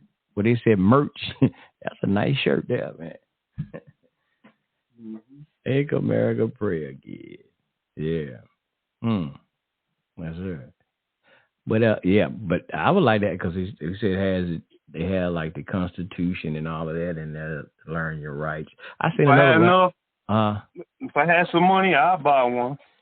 Yeah. I'm just not a king. If I had some extra money to throw away, I'd buy one. Yeah, I'm not a King James fan, but it look all right. But yeah, I seen one when I was looking up for that. They had seen another Bible. It's a Patriot Bible. It's the same Bible, but people just put, they lit names and brands on them. It's the same thing. So still, at the end, it's going to be a King James version translation. But I see what he doing. But hell, but again, that's what we talk about. When I be throwing out these things, labels or whatnot, conservatives, liberals. You go back again, we talk about conservatives again. They were people talk about their values. They believe in God, family. I had to say, I believe in God, family, country, and my damn gun. So yeah, they put God first. So yeah, I can see why that. But he's 1,000% correct. When these people are pushing all kind of degenerate stuff out here, so I totally agree with that. But, I know some people agree because he said the word Christian. I don't trip off that because he says the word Christian because he's a Christian. So what else would he say? Hell, if it was a Jew up there, he might say Judaism. So a Muslim, everybody, they're going to say their thing. But he did say Judaic Christian country because he said what the country was founded on. But they said Judaic Christian values, Judaism, right. And Christian values. So, yeah, and that's what they say, Judaic Christian values. So I don't trip off of that because, I heard when they with Christian value, he's a Christian. So what else would he say? But I understand what he's talking about, though. See, I understand the underlining thing, what he's talking about. So while people will get so twisted up and want to go against it, man, Christianity was got us fucked up in the first place. And see, they'll be arguing against that. And you still going to be letting the enemy, the adversaries win because you fighting against because he's saying Christianity. And you going to let these damn bastards who's saying, damn all y'all in y'all religion or y'all spiritual system, damn God, period. And so while you arguing over the Christian, I ain't that. See, that's the point. That's why I said I don't argue with that. I understand where he's coming from. They anti-God, period. They don't give a damn. You saying you Jew, Muslim, Buddhist, whatever. You know what I'm saying? Seems like it's Joe Biden and them because he claimed to be a Zionist at a point, didn't he? I don't know. I thought they said he was a Catholic. I don't know what that bastard is. He's a pedophile. I think he said he is Zionist. He's under the religion of pedophism. Yeah. He practiced a religion of pedophism, whatever the hell you want, how you pronounce it. That's his religion. Creepy. All right, brothers. Yes, sir. I messed around and didn't plug my phone in. My battery died, so I'm going to go ahead and say good night to the brothers. Yes, sir. I'm going to get ready to jump off of here myself. Good night, brother. All right. Peace, brothers. See you on the next episode. Hey. All right. Yes, sir. We'll be peace on and love, everybody. Friday. Have a good one. One love. Good to hear from all of y'all. Peace and love. Peace and love. Yeah, we'll be on this Friday. Justice, you sound like Obama when you secondly called in, brother. I think you might be Obama for real. You know what, Dave? I think when I heard him, I say, damn, he using a voice changer. But you know what it is? Because I'm calling him on my phone, and it's going through this switchboard, and it kind of changed his voice a little bit. Because I was like, damn, Justin, he doing something with his voice. But that's what it is. It's going through this switchboard. Yeah. His ass might be AI. Talking about AI, he might be AI. Yeah. Where you at? And you straight up with BD, blow up doll. Up and sit down. What's that? Well, at least I ain't got no penis like the girl you with. I'm not gonna comment on nothing you got to say because it don't make no sense. Good night. All right, peace, Pat. He sounds like himself now. He sounds like himself. All right, shalom. All right, peace, Pat. Oh my God. All right, peace, fam. We out.